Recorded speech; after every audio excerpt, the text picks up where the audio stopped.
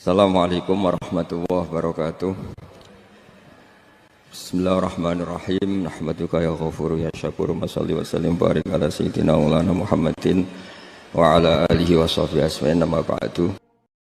Banyak amalan yang menjadikan diampuni. Misalnya kafaratul majlis itu lafadznya agak istighfar. Subhanakallahumma bihamdik misalnya. Dan banyak imatatul adza anit thoriq. Misalnya Nabi pernah cerita ada seseorang yang nakal, kemudian gara-gara menyingkirkan duri di jalan yang ganggu orang lewat, kemudian Allah memaafkan. Ada yang dimaafkan karena ngombeni anjing, macam-macam. Kemudian ngombeni santri, macam-macam.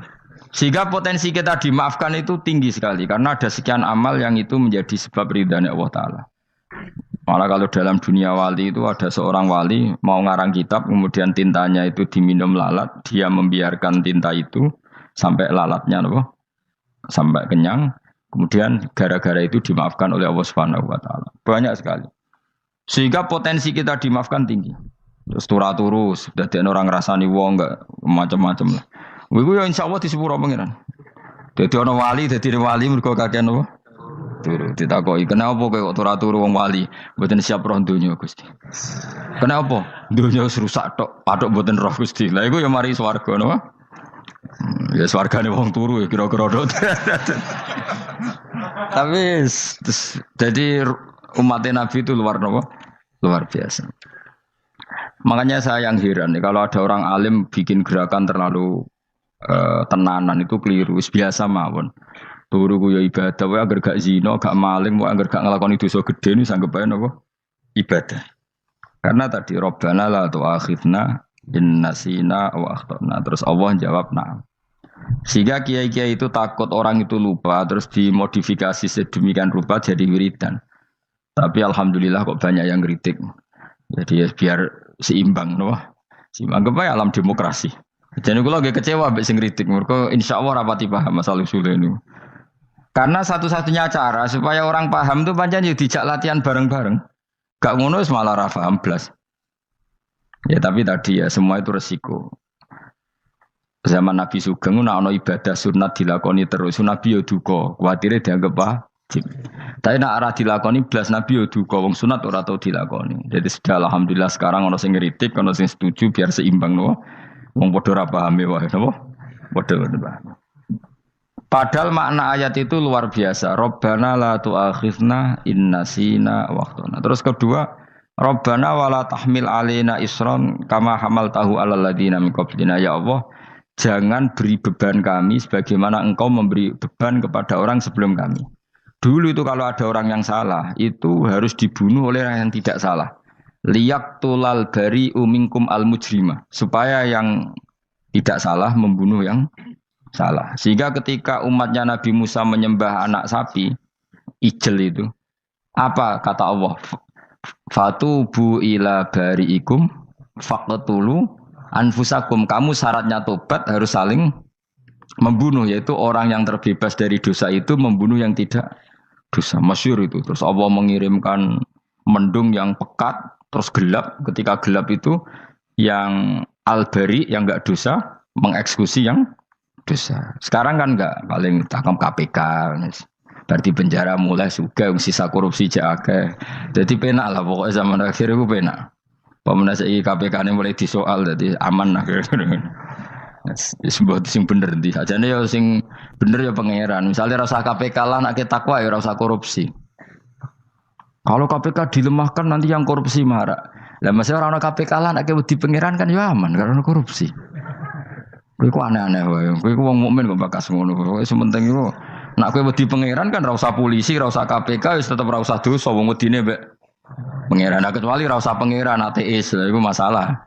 Ya, tapi kan omongan ini gak populer, padahal bener. Nah, aneh. Jadi karepmu ngene, terbebas korupsi nek ana KPK, urip makmur nek ana menteri kemakmuran. Pokoke kabeh kowe mbok gantungno pejabat negara. Mengane tau hitemu jeblok, sak jeblok-jebloke. Misalnya rasa sejahtera, saya menteri sosial harusnya gini-gini. Ngono korupsi salah KPK.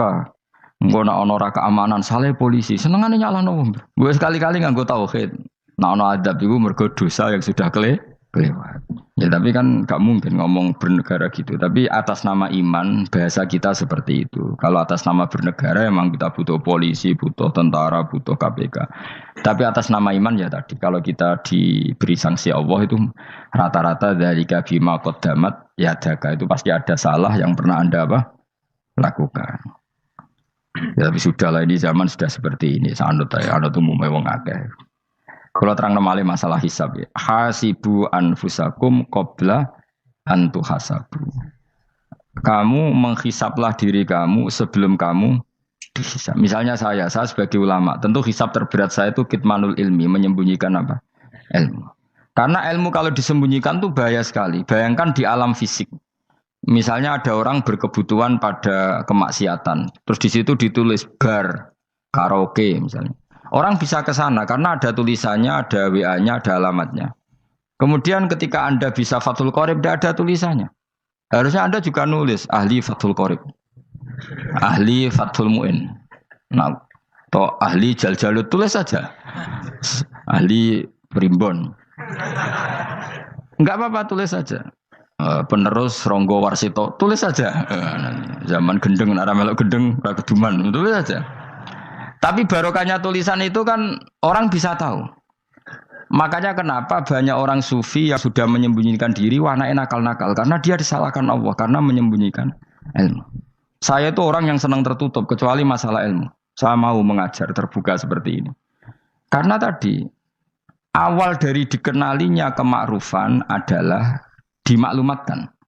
Awal dari dikenalinya keburukan juga karena dimaklumatkan. Betapa celakanya kalau kemungkaran dimaklumatkan sementara kebenaran tidak dimaklumatkan. Makanya Mbah Mun itu sampai berfatwa, Mbah Mun guru saya itu. Nah ono masjid ora ono menawarane Mbah Mun duka. Masjid kok ora ono menarane, wajib ono. Dulu saya iskal, kenapa menara jadi wajib? Tapi setelah saya tambah angan-angan, secara fikih jelas tidak wajib. Tapi coba bayangkan, misalnya ada bar lampunya tinggi, orang dari jauh tahu itu bar. Sehingga kalau mau maksiat misalnya ingin ke sana. Sekarang misalnya masjid gak ada menara nih, ada orang ingin sholat, ono masjid tahu orang. Jadi baru kayak ada menaranya kan? Tahu. Intinya semua kebaikan itu harus dimanarohkan. Makanya manaroh itu dari kata nur, dimenarakan, dari kata nur, dari kata dicahayakan, dimaklumatkan. Sehingga mulai dulu lama itu meskipun humul itu menyembunyikan diri. Tapi kalau masalah ilmu mereka membuka diri. Loh coba kalau misalnya ngaji seperti saya ini, saya tidak terang-terangan jadi orang alim. Sebetulnya enggak baik. Kalau kamu ujub, sombong, aku orang alim itu tidak baik. Tapi kalau kita kan tidak karena ujub tadi, harus memaklumatkan. Coba berapa bapak-bapak yang tertolong nyari bidan ketika istrinya hamil. Gara-gara tulisan karena yang nolong itu. Bidan. Ya kan? Dokter gigi. Atau kalau enggak dokter, ya ahli gigi. Ahli gigi itu yang dipasang tanpa medis itu. Enggak kamu menjadi tahu karena apa coba? Tulisan. Tapi kenapa kebaikan tidak seperti itu? Harusnya sampean ya tulis saja. Misalnya sampean enggak alim saja, maklar orang alim. Siap menyalurkan ke tempat-tempat orang alim. Coba TKI tenaga kerja itu. Mereka tahu Korea, Hongkong karena tulisan penyalur tenaga kerja. Tulis saja rumah kamu penyalur ke orang alim. Nanti antar kembeduan. Kalau ada orang tanya, maksudnya gimana? Kalau butuh orang alim, tak antarkan. Oh ya sudah, itu kalau se-Indonesia, itu luar biasa. Jadi yang ngajinya dulu Fathul Qorib sampai bab sholat itu saja. Ahli Fathul Qorib sampai bab sholat. Tulis saja dalam kurung pemahaman pas-pasan. Enggak apa-apa. Lo coba dokter itu kan fair. Kalau ilmunya pas-pasan tulis dokter umum. Kalau dia merasa pinter dokter spesialis. Dan itu menjadi orang tahu. Tulis saya kan ke ahli saraf. Nah, lo buatan guyon itu betul. Makanya saya ini termasuk orang yang menyembunyikan diri. Tapi kalau bab ilmu enggak. Sehingga nyun saya tidak sombong banyak gus-gus alim yang ngaji saya Jamul Jame, ngaji Mahali. Padahal itu kitab tersulit di pondok. Tapi gara-gara saya sering cerita, saya pernah ngaji Jamul Jame sama Mbah Mun. Saya pernah mentakriri kitab ini. Hanya banyak yang ngaji saya. Kalau tanpa itu kan mereka tidak tahu. Ya sama nggak apa-apa kalau menyaingi saya. Tulis saja di rumah kamu ahli Jamul Jame. Bareng diparani ahli apa ahli jilid. Maksudnya kalau kitab kamu rusak bawa sini. Ya enggak apa-apa. Nah, sehingga syarat utama jadi nabi itu sebetulnya memaklumatkan din kiri. Ya saya ulang lagi. Pertama nabi jadi nabi syaratnya apa? Memaklumatkan diri. Sehingga pertama beliau jadi nabi naik gunung Sofa, kemudian ya maksara Quraisyin halummu ilayya, wahai orang Quraisy ke sini. Terus nabi mulai manggil satu-satu, ya bani Abdi Amanaf ke sini, ya bani Fihr ke sini. Terus saya ini adalah an-nadhirul mubin. Saya sekarang diangkat jadi nabi. Terus Abu Lahab marah-marah, tabban laka ya Muhammad alihada jama'tana. Muhammad kamu itu orang sial, kita enak-enakan tidur gara-gara kamu manggil kita datang, ternyata hanya untuk urusan seperti ini. Makanya terus ada tabat yada abi labi watab. Tapi yang iman kemudian tanya, Muhammad kalau kamu setelah jadi nabi, misinya apa? Saya diutus Allah untuk kamu menyembah Allah, tidak boleh menyekutukan Allah. Dan Allah memerintahkan kamu afaf. Afaf itu meninggalkan zina, meninggalkan maling, gini-gini. Coba kalau Nabi tidak memaklumatkan diri. Jadi Nabi seklunak-klunus. Ketemu wong monggo nggih. Ada temu dia nggih. Sengerti nak Nabi ku sapa? Sehingga orang-orang yang humul, yang menyembunyikan diri itu di bab ulama masalah besar itu. Karena ciri utama dosa adalah kitmanul ilm. Makanya Nabi sidik amanat tablek fatona. Tablek itu lawan katanya apa? Kitman.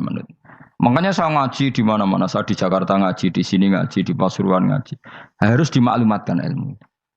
Dan kalau ada orang tanya ya tak jawab. Saya itu kitab yang paling aneh di pesantren. Misalnya yang mulai aneh lah. Kayak Jamul Jamek. Saya sampai sekarang masih ngajar Jamul Jamek. Kitab yang aneh.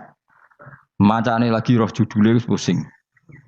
Jamul Jawamek, kumpulane pira-pira kumpulan. Dadi ilmu apa ae ana ning kono. Sing gak ana ilmu dukun, mboten enten. Ilmu carane bodoni ya ora ana. Ning kono mok carane mlebu swarga tok. Mane potensi kula mlebu swarga itu tinggi sekali. Cara sing model piye duwe. Dadi mun. Dadi cara sing model piye duwe. Dadi cukup banyak napa? Cara.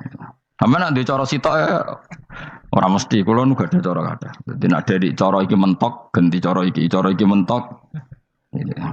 Ya terakhir paling gampang itu cara nganggo fadhole pangeran. Iku kena mbok tiru. Pokoke mbok swarga nganggo fadhole pangeran.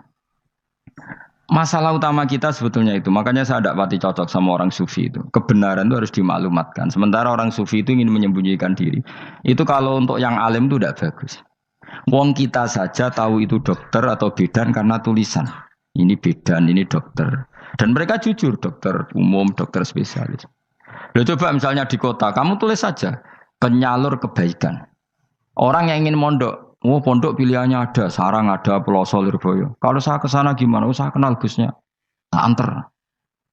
Wan keren, juga ada penyalur. Kalau orang bisa tersalurkan ke Korea, ke Korut, ke Jepang karena tulisan, kenapa tidak banyak orang tersalur kebaikan karena tulisan? Gue orang mau kelunak orang jelas. Meskipun nanti ditawari orang, mesti dulu sih ahli takrib, mesti wong guyu, ahli fathul qorib sampai bab sholat. Tulis saja jujur, maaf tapi hanya sampai bab sholat. Tulis saja, ada maafnya bareng, maaf tapi sampai bab sholat. Enggak apa-apa. Paling untuk wong sowan, larian mau doa jenengan 2 tahun. Tapi ini bodohnya mau 3 bulan, mulai ngaji ini dok bab sholat. Enggak apa-apa.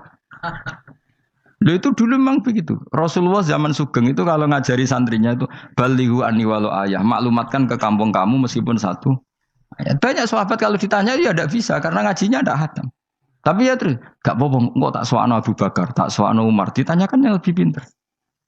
Saking tidak pahamnya sahabat itu lucu. Ketika ada ayat waqulu wasrabu hatta yatabayyana lakumul khaytul abyadu minal khaytil aswad. Itu kalau mau tidur ya benar-benar bawa benang putih sama benang hitam, ditulis, dipasang di pintunya. Jadi kalau makan diinceng lagi, kok masih belum kelihatan, wah masih boleh makan. Terus begitu. Kalau sudah mulai syuruk, mulai padang, wah berarti sudah imsak.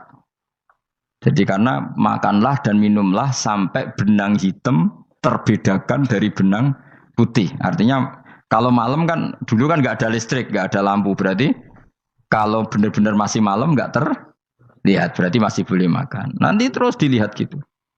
Terus, Ya sudah wakafnya di situ. Hatta yatabayyana lakumul khaytul abyadu minal khaytil aswad. Wakaf dulu. Terus akhirnya Kanjeng Nabi itu piye kok umatku jadi masangi benang ini. Akhirnya Jibril teko. Ini makanya unik dalam ulumul Quran. Satu-satunya ayat yang diturunkan hanya satu kata itu ya ayat itu tok. Terus Jibril datang, Muhammad ayatnya ku kurang sitok. Minal fajr. Terus ditambahi minal fajr. Jadi minal fajr itu unik. Ada Jibril jauh-jauh dari langit. Iku mau nurun apa? Minal fajr. Makanya kalau kamu nanti dites, kalau ingin jadi dokter tafsir dites, ada satu kalimat yang diturunkan jauh-jauh Jibril ke bumi. Apa kalimat itu? Jawab baik, minal fajr. Wis alim gue yakin alim. Memang ikut tak? Masa itu? Mereka gara-gara sahabat itu terus masangi apa? Benang ngincang. Akhirnya minal fajr. Baru mereka tahu maksud fajar, maksud apa? Benang hitam artinya malam, benang putih artinya fajar. Sodik sudah menyingsing. Semenjak itu sudah ada benang-benangan karena jadi orang-orang ngono maksudnya iki kurang sithik gitu terus turun apa? Minal fajr ya. Jadi nanti kalau sampai latihan tes jadi dokter apa? Tafsir. Ayat mana yang diturunkan hanya satu kalimat atau satu kata jawab apa? Minal fajr. Lolos langsung dokter. Pun pinter. Ya pinter ngerpek maksudnya ora dikandani. Lah nanti hubungan kita dengan Allah ya seperti itu. Sejauh mana kita memaklumatkan Allah. Sejauh mana kita mengkampanyakan Allah. Saya berkali-kali bilang, saya kemarin kan di Korea, itu sebetulnya saya yakin hanya doa saya.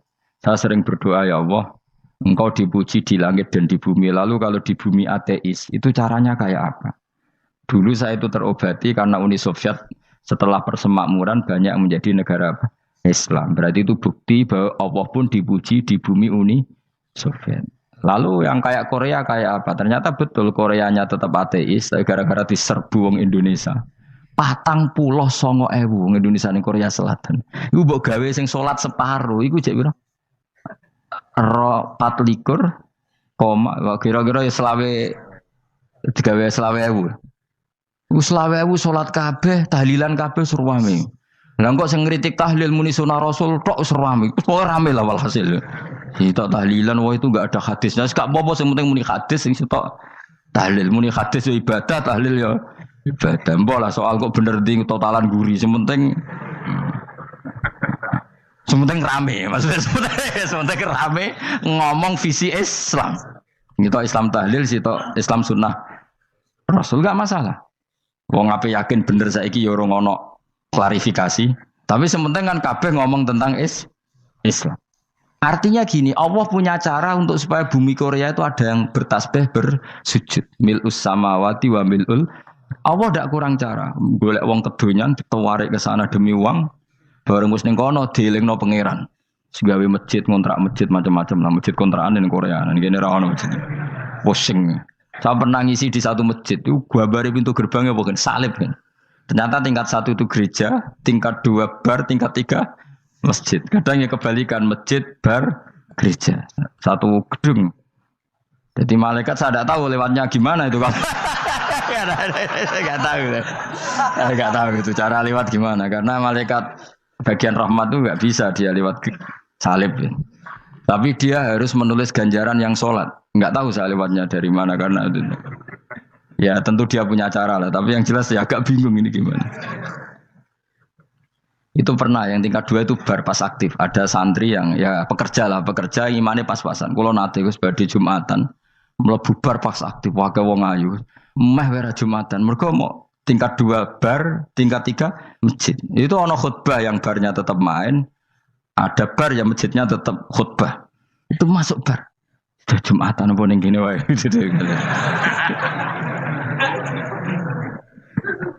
Akhirnya ya di situ beberapa menit terus ada komat Jumatan. Dosa ta Gus ini. Ya aku muni. Ya segelem Jumatan kok apik. Wong mesti dilakoni kok takok dosa ta Gus. Ora imus kadung lakoni kok takok. Artinya gini, Allah punya cara untuk menyebarkan Islam di Korea.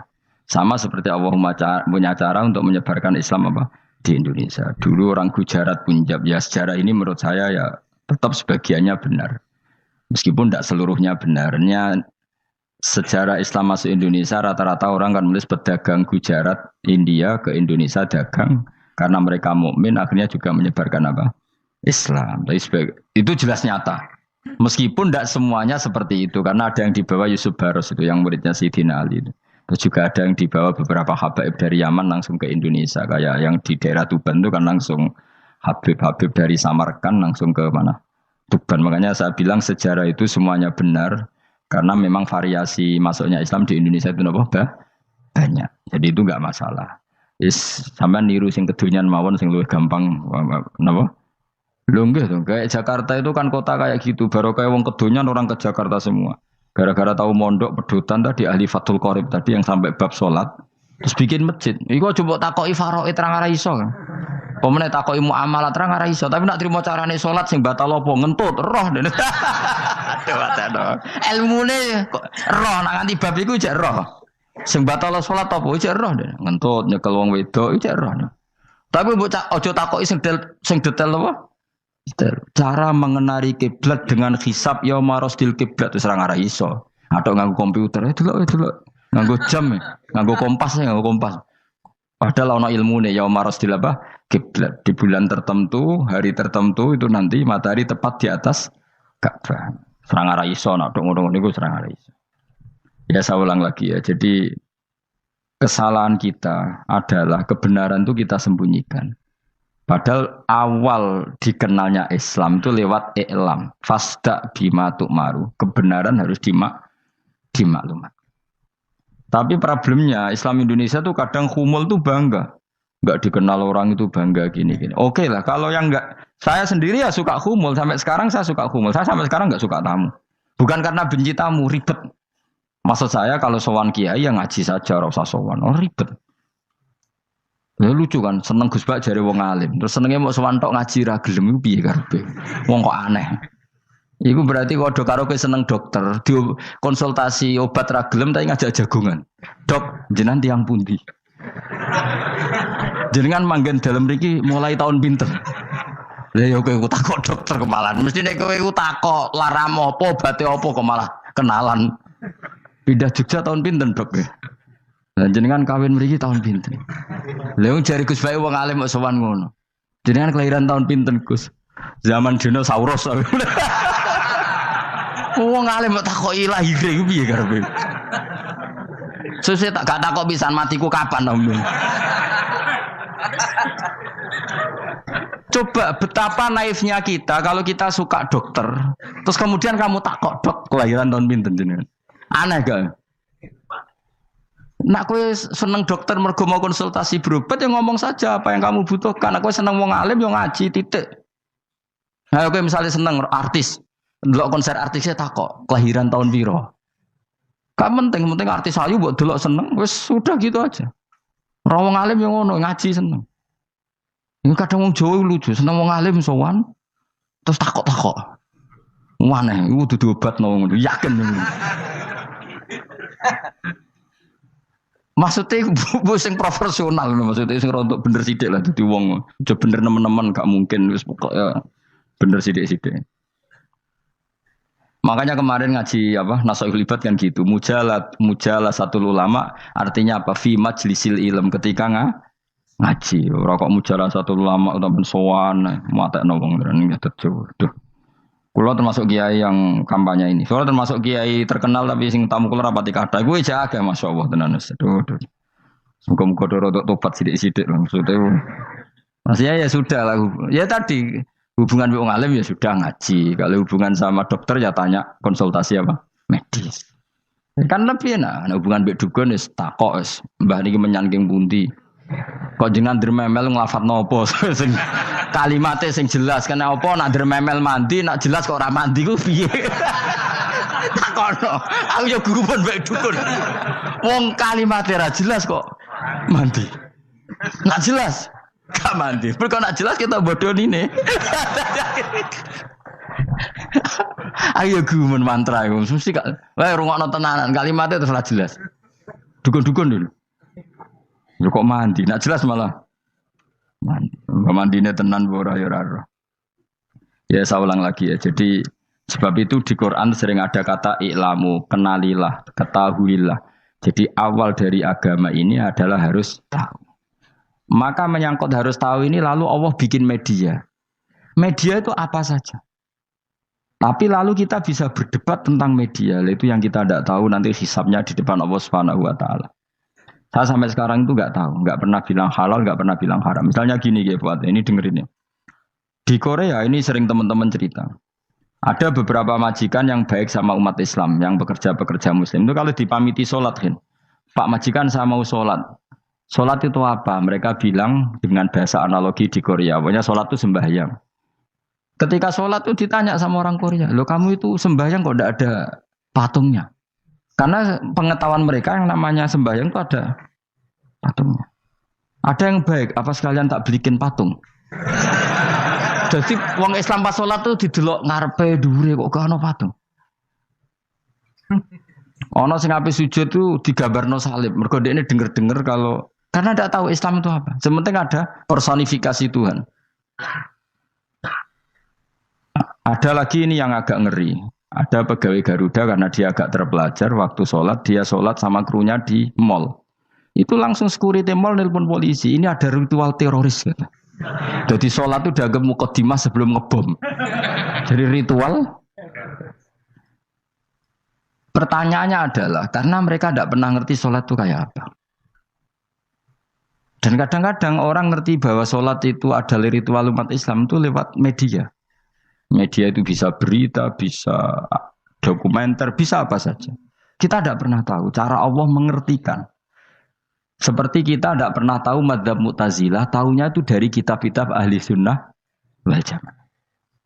Coba kita semua misalnya tahu madzhab yang aneh, Mu'tazilah, Jabariyah, Qadariyah, itu dari kitab mereka apa dari kitab ahli sunnah? Dari kitab ahli sunnah. Maka bisa saja informasi keburukan itu dari orang baik dan informasi kebaikan dari orang buruk. Kita tidak pernah tahu. Karena ini yang bisa ngelola hanya Allah Subhanahu wa taala. Tidak bisa, kita tidak bisa, hanya Allah yang bisa. Maka perdebatan Ahmad bin Hambal dengan Haris al-Muhasibi itu seperti itu. Misalnya gini, tak kiri contoh.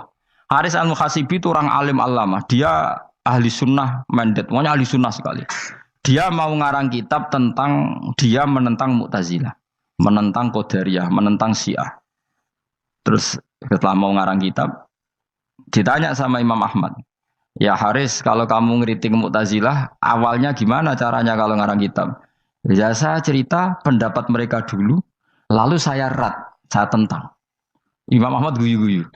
Bukankah setelah kamu cerita mazhab mereka plus argumentasi mereka, jangan-jangan pembacanya sudah tertarik. Pas kamu nentang, kamu sudah dianggap gawe-gawe. Karena kadung tertarik. Saya tak contoh wae, misalnya gini, kowe sekarang rasa bareng dadi wong soleh biasa wae. Aku ono gambar wong wedok montok tak tulis, hindari ini. Kira-kira dia maca hindari apa gambare? Enggak jawab ya, kira-kira lho.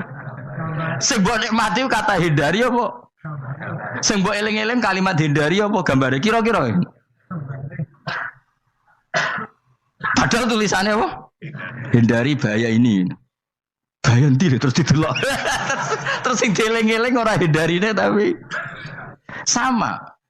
Pendapat Mu'tazilah itu ada yang menarik. Misalnya gini, menurut Mu'tazilah, seseorang masuk neraka ya karena amalnya, masuk surga ya karena amalnya. Apa artinya kalau masuk surga karena fadli Allah? Lalu gunanya amal apa? Mungkin pembaca kan tuh, wah ini proporsional ini. Berarti ahli sunnah, jadi bu swarga mergo fadli pangeran. Kok enak? Lalu gunanya amal apa? Padahal dia tahu pendapat Mu'tazilah itu dari kitab itu, kitabnya orang ahli sunnah. Gak pernah tahu kita. Ya saya ulang lagi. Itu kan ibarat kayak KUHP. Kamu baca KUHP draft, terus kamu cocok. Kamu mesti nyalahkan yang demo. Atau baca buku selebaran orang demo, kan terserah kamu. Kamu kan punya akal, kan tetap milih. Tetap milih. Problemnya kata Imam Ahmad itu, ketika kamu menceritakan pendapat Mu'tazilah, bisa-bisa orang itu kadung tertarik. Ketika mulai kamu tentang, orang itu gak tertarik sama penentangan kamu. Berarti kamu ikut menyebarkan Mu'tazilah. Sama seperti tadi, gambar perempuan yang agak jorok tadi sebetulnya tak tulisi kata hindari. Padahal Ruhin gak tahu eling wong wedok gara-gara tak kei gambar hindari bahaya ini malah jadi eling, ora eling tulisane eling. Nah, hakikat saya ini penyebar kata hindari apa penyebar gambar itu? Coba. Lalu status saya ini pengedar gambar itu apa pengedar kata hindari? Lah iya yang mengedarkan kata hindari tapi yang mengedarkan. Nah, sama sekarang pertanyaannya, kalau kamu ngarang kitab anti Mu'tazilah itu sebenarnya pengedar mazhab Mu'tazilah apa penentang? Ya pengedar juga karena umat tahu dari kitab kamu. Dong toh. Lah ya mulane ku dadi perdebatan, kok kaya iya kaya ora. Juga tuh gale gini misalnya, kamu jangan milih presiden yang dari militer, itu pasti keras, tegas, terus kaku. Ternyata pembaca itu wataknya militer, lu cari yang begini, pusing kan kamu. Agak suka presiden sipil, nggak tegas. Padahal kamu nulis itu untuk menggiring orang milih presiden. Jangan milih yang militer, pasti tegas, nggak demokratis, nggak nerima pendapat. Ternyata pembacanya suka saya punya pemimpin yang tegas. Habis kamu kan? Yang tahu hati orang itu siapa? Makanya ketika kitab Ahli Sunnah dipenuhi dengan cerita-cerita madzhab Mu'tazilah, itu sebetulnya kamu itu pengedar apa penentang? Itu pertanyaan Ahmad bin. Akhirnya Imam Haris Al-Muhasibi bilang gini. Enggak, maksud jenengan itu ngelarang apa dukung. Pokoknya mergo mangkel. Dari Imam Yo aku pokoknya ngomong ngono ae pokoknya. Terus akhirnya Imam Yus nangoten ketok arahe jenengan mboten sedo ngarang. Makanya Haris Al-Muhasibi akhirnya enggak mengarang kitab itu. Dia sebenarnya pernah rencana Kitabul Firaq fil Islam. Dia mau ngarang kitab kelompok-kelompok dalam Islam. Ya coba mau apa coba. Misalnya kamu bela tahlil nasibnya juga seperti itu. Hujahnya tahlil, ini gini. Terus hujahnya penentang tahlil. Yang bisa mengendalikan pikiran pembaca siapa? Ternyata dia tertarik sama pikiran penentang. Lucunya yang menceritakan kamu, pengagum tahlil. Kan tidak pernah tahu. Mana nak dari ceritanya Mbah Mun itu lucu.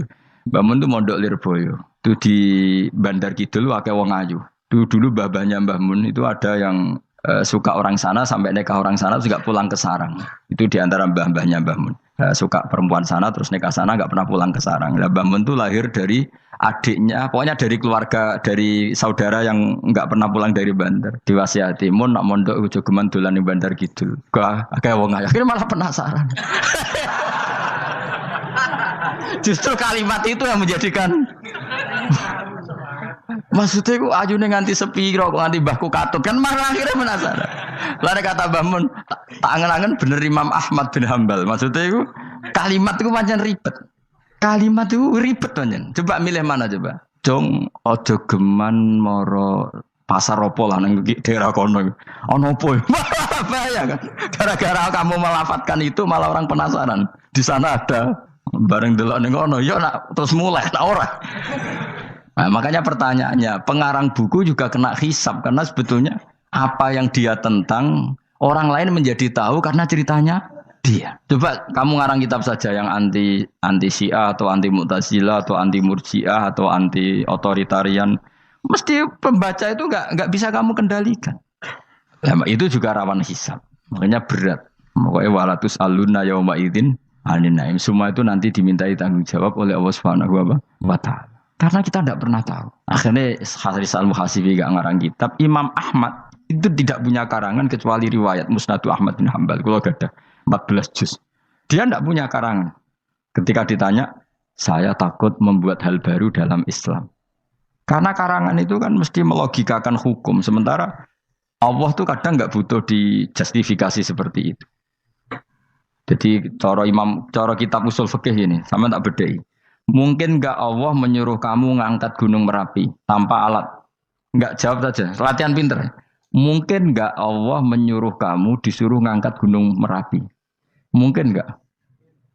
Mungkin apa enggak? Nah, itu ulama usul fikih berdebat. Ada mengatakan enggak mungkin. Karena Allah tidak akan memerintahkan sesuatu yang tidak dimampui mukhatab, yang tidak dimampui Masuk akal. Kaul kedua mengatakan mungkin. Butuhe Allah iku mau wong muni yo tok nurut. Senajan to gak mungkin. Ayo Hen, Gunung Merapi angkat Hen. Nggih Gusti, siap. Langsung melayu mara. Kuwi Allah wis seneng wah nurute cek iki. Tapi ya kemungkinan cek goblok ora takok sik. Kita kan tidak pernah tahu, makanya ulama ini debat. Kira-kira nak Hen Gunung Merapi angkat. Potensinya kan dua, kue langsung melayu apa ngangkat. Potensinya kan kok goblok kayak ngono rata kok. Bicarane kok. Tapi ya mungkin dilembek pangeran. Cek nurut ya, ora paham-paham lah melayu. Ki milih ndi? Status sing ngene iki nurut apa goblok? Jawab, nurut apa goblok? Ya nurut goblok. Ya coba ngono. Kita ndak pernah tahu. Mulane tetap pada akhirnya kita itu wa in adri. Kita tidak pernah tahu. Tapi kita tahu bahwa semua ada hikmahnya. Makanya kadang orang alim itu bilang saya alim, kadang bilang saya tidak tahu. Maksudnya kita tahu Allah memerintahkan pasti ada hikmahnya, tapi kita tidak tahu maksudnya apa. Ya sudah seperti ini. Akhirnya dunia ya sudah seperti ini. Ya kadang ngerti, kadang nggak ngerti. Ya sudah biasa ya. Kalau kita tak tahu sesuk isih urip to ora. Mungkin jawab ya. Munir roh iku nyatane yo koyo roh. Munir roh yo ora roh nak mati. Mulane sudah. Kadang takoki sesuk iku jeng yo ziarah nggih, Mbah. Tapi kadang wa alam, Mbah, insyaallah. Ya karena memang ya enggak pernah tahu. Karena apa ya? Wis ra kena diterangno, Bang. Mulane kula niku gak ada kitab-kitab perdebatan ulama, nak gejol-gejolkan ngoten niku. Saya ulang lagi ya, kalau kamu mengarang kitab menentang pendapat Mu'tazilah, itu artinya kamu menceritakan pendapat Mu'tazilah, lalu menyebarkan kesalahan mereka. Pertanyaannya, pembaca pertama kali tahu pendapat Mu'tazilah gara-gara cerita kamu. Itu sama, pembaca tahu gambar perempuan gara-gara edaran kamu. Meskipun kamu menulis hindari, tapi kan menjadi tahu. Kamu berarti penyebar kata hindari apa penyebar gambar? Apa penyebar kata hindari? Itu ibarat kayak gini, ada anak kecil baru umur SMP kamu nak hindari narkoba. Bentuknya kayak ini loh. Nak. Padahal anak kamu itu bakat soleh yang nggak terlintas narkoba. Gara-gara buat cerita ini menjadi tahu. Sekarang omongan iku dihisap tahu orang menjadi tahu gara-gara kamu. Tapi kamu nggak ngandani takut anak kamu kejebak narkoba. Milih mana? Bingung tau ke? Wingi-wingi ra bingung ora tau mikir. Maksudnya ya terus. Aku ya gumun, wong ora tau mikir ya udah urip. Jadi ya sudah. Enggak angel panjen urip ya angel. Mane ngaji ben mane ngaji. Ngaji minal fajr. Minal fajr. Itu satu-satunya ayat sing turun muk sak kalimat. Dadi ora sak ayat muk sak kalimat, sak kata kalau dalam bahasa Indonesia. Mun kula terusno. Oh masalah yamin iki kula terangno. Yamin itu maknane arah kanan. Arah kanan maknane arah yang dikira benar. Jadi orang Arab bilang kalau sesuatu benar itu disebut kanan. Mulane ashabul yamin. Tapi kalau orang salah disebut ashabus simal. Jadi sebetulnya itu bahasa-bahasa ya memang bahasa Arab seperti itu. Partai kanan berarti benar. Kalau partai kiri salah. Tapi sekarang katanya ada wasatiyah, tengah-tengah. Ya saya malah bingung tengah ning ndi. Tapi nah istilah Quran itu jelas ada yamin, ada simal. Tapi kalau wasat itu bahasa sosial, tapi ya sah, bahasa itu juga sah. Wong napa sebut ini ummatan wasatan litakunu syuhada'a napa? Wa kadzalika ja'alnakum ummatan wasatan. Mun kula terus jadi arah kanan itu maknanya apa? Arah yang benar. Makanya disebut ashabul yamin. Kalau salah disebut ashabus simal. Innakum ladzaikul adabil alim. Innakum satamne sira kabeh. Fihi tetep dawuh, fihi ku tetep ing dalam dawuh innakum. Iltifatun teono iltifat. Iltifat iku ngerubah redaksi. Mau kan tentang hum itu dhamir ghaib, tapi sekarang jadi dhamir mukhatab. Ladzaikul adabil alim. Yektine wong kang bakal nyeksani, bakal ngrasakno siksa sing pedih. Wa mutzauna lan ora den wales sira kabeh ilama kecuali perkara illa jazaa kecuali wales perkara kuntum ana sira kabeh tak malu nang nglakoni sira kabeh illa ibadah wahil mukhlasin kecuali kaulane Allah sing ikhlas. Jadi semua orang itu akan kena siksa kecuali kaulane Allah sing napa? Ikhlas sing ikhlas pokoke enak-enak ibadah ikhlas mun nang ngandel kula ibadah paling nyaman ikhlas. Mulang ya mulang ae mergo perintah Allah. Cek murid temrohake guru cek ora buan sak karep-karepe pokoke mulang ya mulang ae. Sekolah nih, pokoknya mulang-mulang aja. Cek kira hakku ora serah urusan, pokoknya mulang wis. Golek ridane Allah, ben sebenarnya akhirat rakakan hisab ribet mikir manusia ribet. Pokoknya mikir hak-hakmu ribet. Turuti ora tau warah, seripot kabeh. Ben ngono sendunya ben ngono. Nah, dhekmu mesti dianggep urip sedina-sedina. Sing ngomong bayangno urip suwi wis sapa? Wa mali akhiratika ka annaka tamutu Khodan. Lan kula nak di 200.000 tak anggap wage. Urip nganti sesuk dhuwit 200.000 cak aki. Lah kowe bayangno dhuwit akeh, bayangno urip nganti 1 tahun. Sing ngongkon bayangno ngono iku ya sapa? Jelas Nabi dawuh wa amal li akhiratika ka annaka tamutu khodan. Kamu ngamal untuk akhirat seakan-akan mati be. Jadi misalnya aku digedingi wong sak menaki, digedingi mok sewengi enteng sesuk wis mati wae. Jebule cek urip. Ya anggap ae cek sesuk. Kan mok sedina-sedina ngitunge apa? Mulane anggere ana panitia ngundang aku pengajian pusing. Aja mbok undang saiki aku mari bingung. Pokoke nek sesuk acara bengi aku kandhani. Mboten Gus ben ana kepastian. Kepastian mbahmu ora melok duwe donya men kepastian namanya. Wong ora tau ngaji tauhid to namanya. Pas, ya coba 2 bulan lagi disuruh bilang iya ben ana kepas. Sing iso ngatur donya sapa? Akhirnya tapi ini ben ana kepastian mbahmu manusa sing iso nonton sapa. Pokoke nek acarane Senin, aku kandhani malam Senin, aku ana ya iso wae lunga. Gampang kan? Tapi kan jantungan. Akhirnya golek kiai serep. Alhamdulillah ras itu. Kados kula ngaji teng mriki wis pokoke umume iku akhir bulan wis ngono tok santai wis. Ya biasa wae. Ya pokoke urip ku anggap ae sedina wa amal li akhiratika ka annaka tamutu. Dan jadi misalnya damuk bojo ya ndang sedina. Sesuk wis mati apa?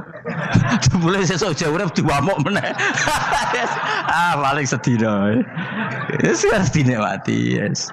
Enggak suwe-suwe ra aman apa? Aman. Aman. Wani urip ngono. Jadi daftar wali, tau warai ngono ora. Ikhlas ki ngoten carane ki salat ben nyaman. Ketikane Rasulullah, "Sholli ka annaka sholatu muwaddi'in." Kowe nek pengen salat ikhlas, anggap bae iku salat sing terakhir dan kenangan terbaik kamu di dunia adalah tahu salat, tahu sujud. Jika salat tuh happy. Ya Allah ini sujud saat terakhir, ini rukuk saat terakhir. Seneng dadi salat. Salat kok ora. Sewante engko salat meneh. Sewante akhirnya awur-awuran. Mulane kira dadi wali-wali aku. Krasa Kang, nek dadi wali ku ono ambune. Kita ora ono ambune semboyo. Maksudnya ora usah wali-wali papan atas, ringan-ringan ae, sementing bener. Jadi syarat wali wa amal li akhiratika ka annaka tamutu dan beramallah untuk akhirat kamu seakan-akan kamu mati besok. Jadi di masalah berat ya enteng. Wong urip mau napa? Sedina. Apa meneh nek kowe luwih wali meneh, ora nganti sesuk malah. Setiap saat aku iso mati. Berarti nek di masalah kan lep sedilu. Cuma masalah kowe permanen bar mati tambah neraka. Lha kok aja sampe. Malah selawase. Lawas. Mulane masalah ning donya tok, ora usah sampe tok akhirat. Ojo. Nah, gue kan repot ngajajai gue. Seakan-akan mati besok. Pertanyaannya apa setelah mati gak ada masalah? Ternyata tambah banyak masalah. Sebenarnya sementing ikhlas semua. Wa illa ibadah wahil mukhlasin. Jadi kalian semua pasti merasakan siksa dan akan dibalas kecuali mereka sing ikhlas. Mesti yang ikhlas itu aman. Illa ibadah wahil mukhlasin. Kecuali kawulane Allah sing nopo Sauma ja'alna minal mukhlisin. Mungkin kalau jenengan sedanten termasuk yang sing nopo ikhlas. Pokoke dilatih. Nara dilatih dipaksa. Pokoke luwatih paksa. Nggih Gus pokoke paksa. Paksa supaya sampean ikhlas. Ya wow, misalnya kowe ngandalo pejabat ya mati.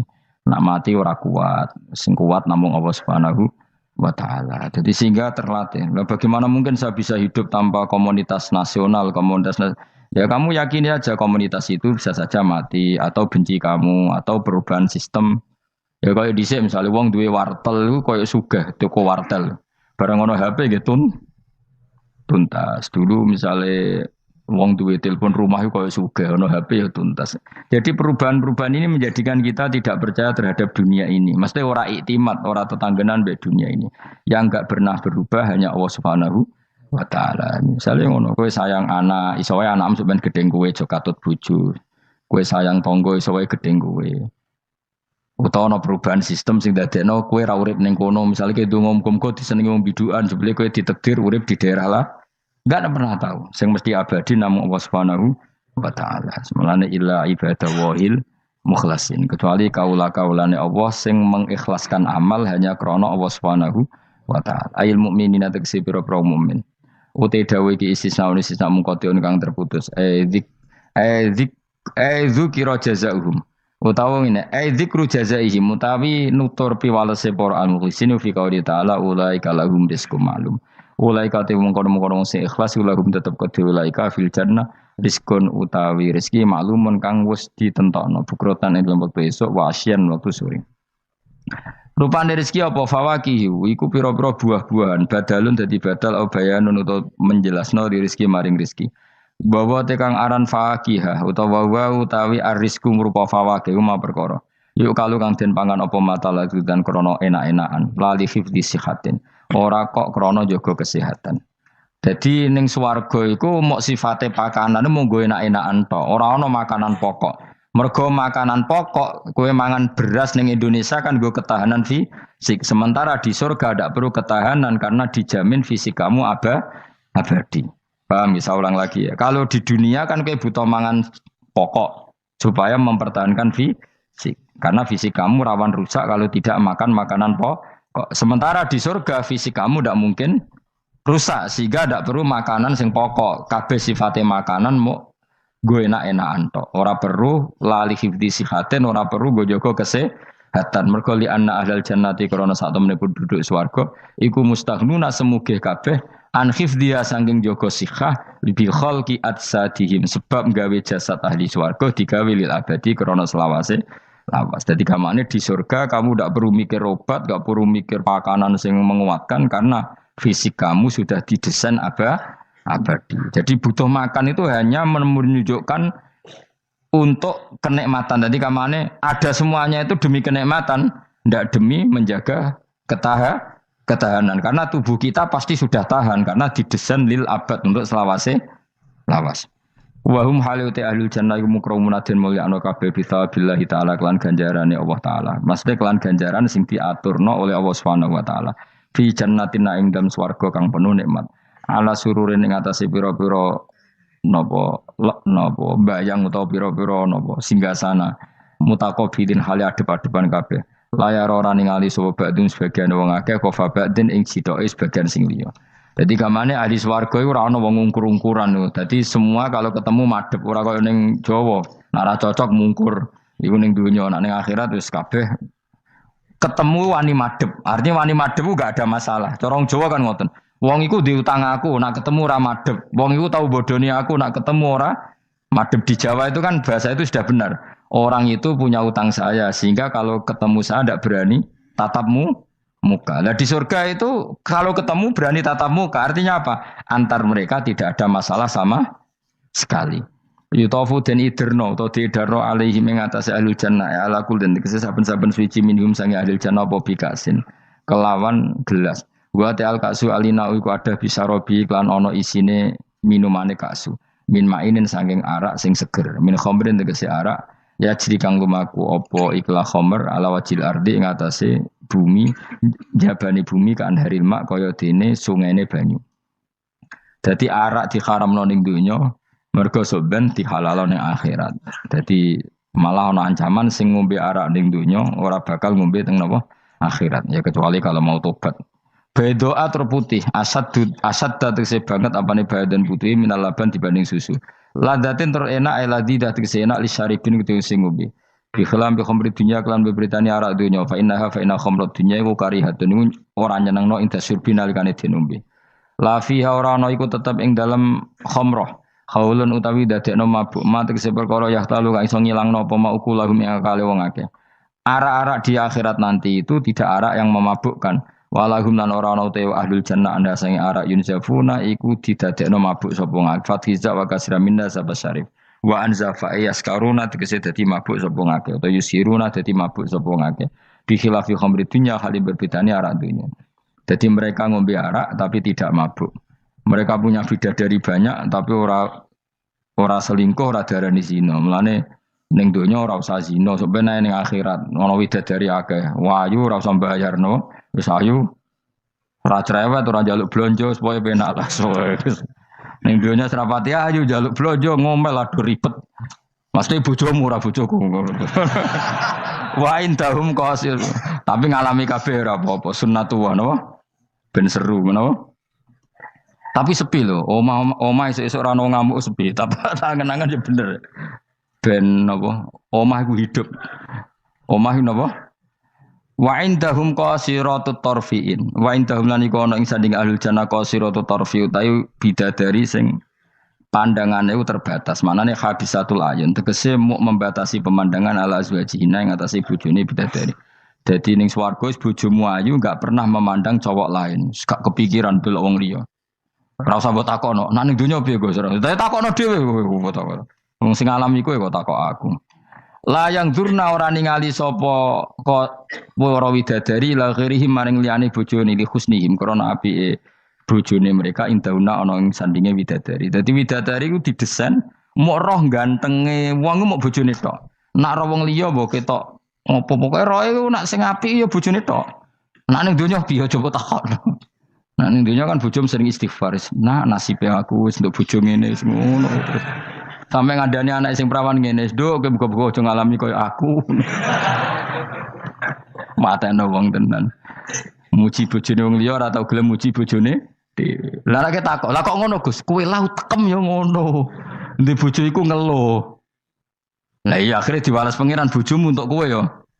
Lha kowe dhek lakonan ngono. Wah, tangga kabeh bojone ayu kok aku tok sing bisa terusno dhewe-dhewe. Wae kabeh dihisab dhewe-dhewe. Dawi dadari kelakuannya rangono ya, membatasi matanya hanya untuk suaminya karena mereka tidak pernah melihat kebaikan selain suaminya. Nah lagi di bojo ngono berarti min ahlil jannah. Dia mau cuancang ning kamar iku bener wong dia. Ben sing ganteng kowe tok jan sing lanang kowe tok. Tapi dianggap wong stres ya. Kena undang-undang saiki penjara. Ngajak bojo ra gelem kok peksa napa? Niku mesti bojone ayu sing akeh mlebu penjara. Nek bojone elek kan padha ra gelem.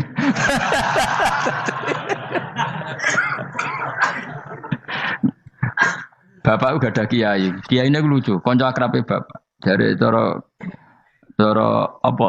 Cara kancane bapak ngono. Ana wong bojone elek, iku sok ben hisabe gedhe. Lah kena apa iki? Lah anak ora tahajud salahno pangeran wis bojo elek kok ora duha ora tahajud. Nak bojo maju nu pantes ora tahajud perkara kelon wis elek ora tahajud e opo wae.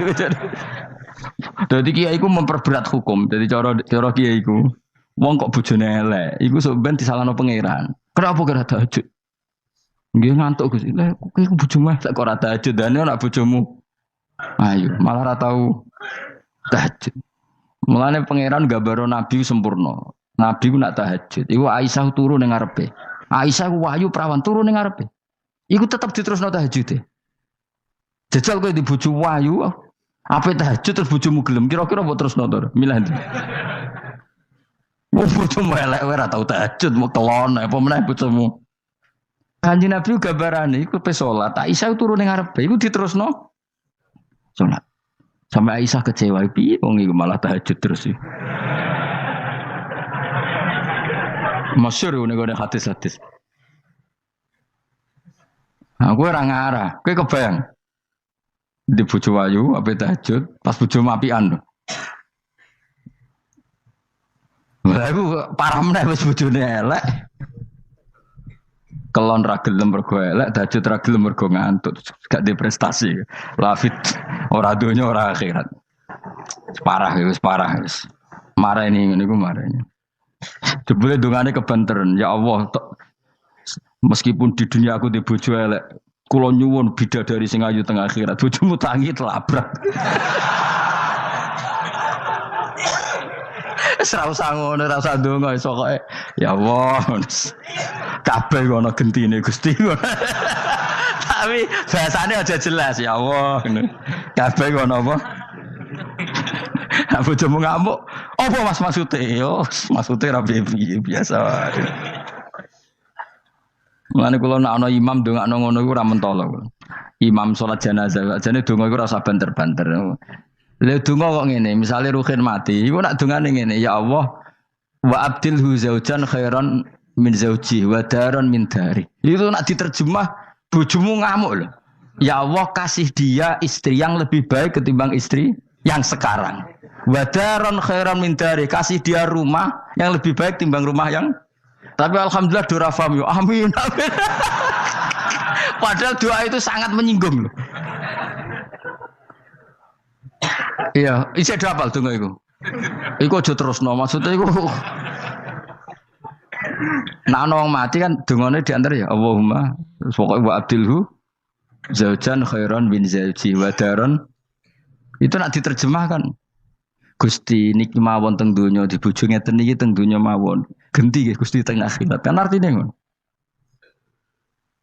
Apa wae dulu digenti tambah Gusti kok. Tukar tambah maksudnya Gusti. Jadi wong ra paham barokah. Amin amin. Nah kula mboten ate maca donga niku. Langsung badaron khairon min dari. Mergo nak zaujan kadang sing wedok isih nangis. Cek muni amin amin wah perkara gitu. Maksudnya doa itu ya orang ngono, tapi terjemahannya kan ngono. Wa abdilhu zaujan khairan. Maksudnya gini loh.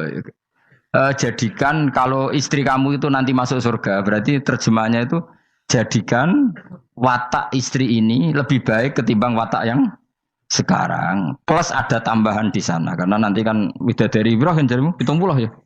Berarti 70 siji apa 70 plus bojomu? Gak 70 itu 70 siji.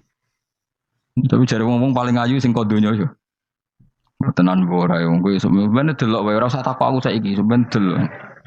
Lah gunane opo kowe takok aku jebule mlebu neraka. Gak penting ngono iku rasa kiyaine yo goblok takoki ngono dijawab ora usah dijawab. Mlebu swarga sik lagi takok. Lah nek kono bantah nek wis swarga ora usah takok. Lah iya padha wae mlebu neraka gunane opo ro iku? Ya ora usah takok ya. Pokoke kok ning swarga ketemu, ya Gus bener jebule jenengan ngono. Gampang kan? Ya tapi aku aja padha mosok santrine entuk 70 kene 70 ya ora. Tetep aku ora trimo, jumlahe padha ya ora trimo.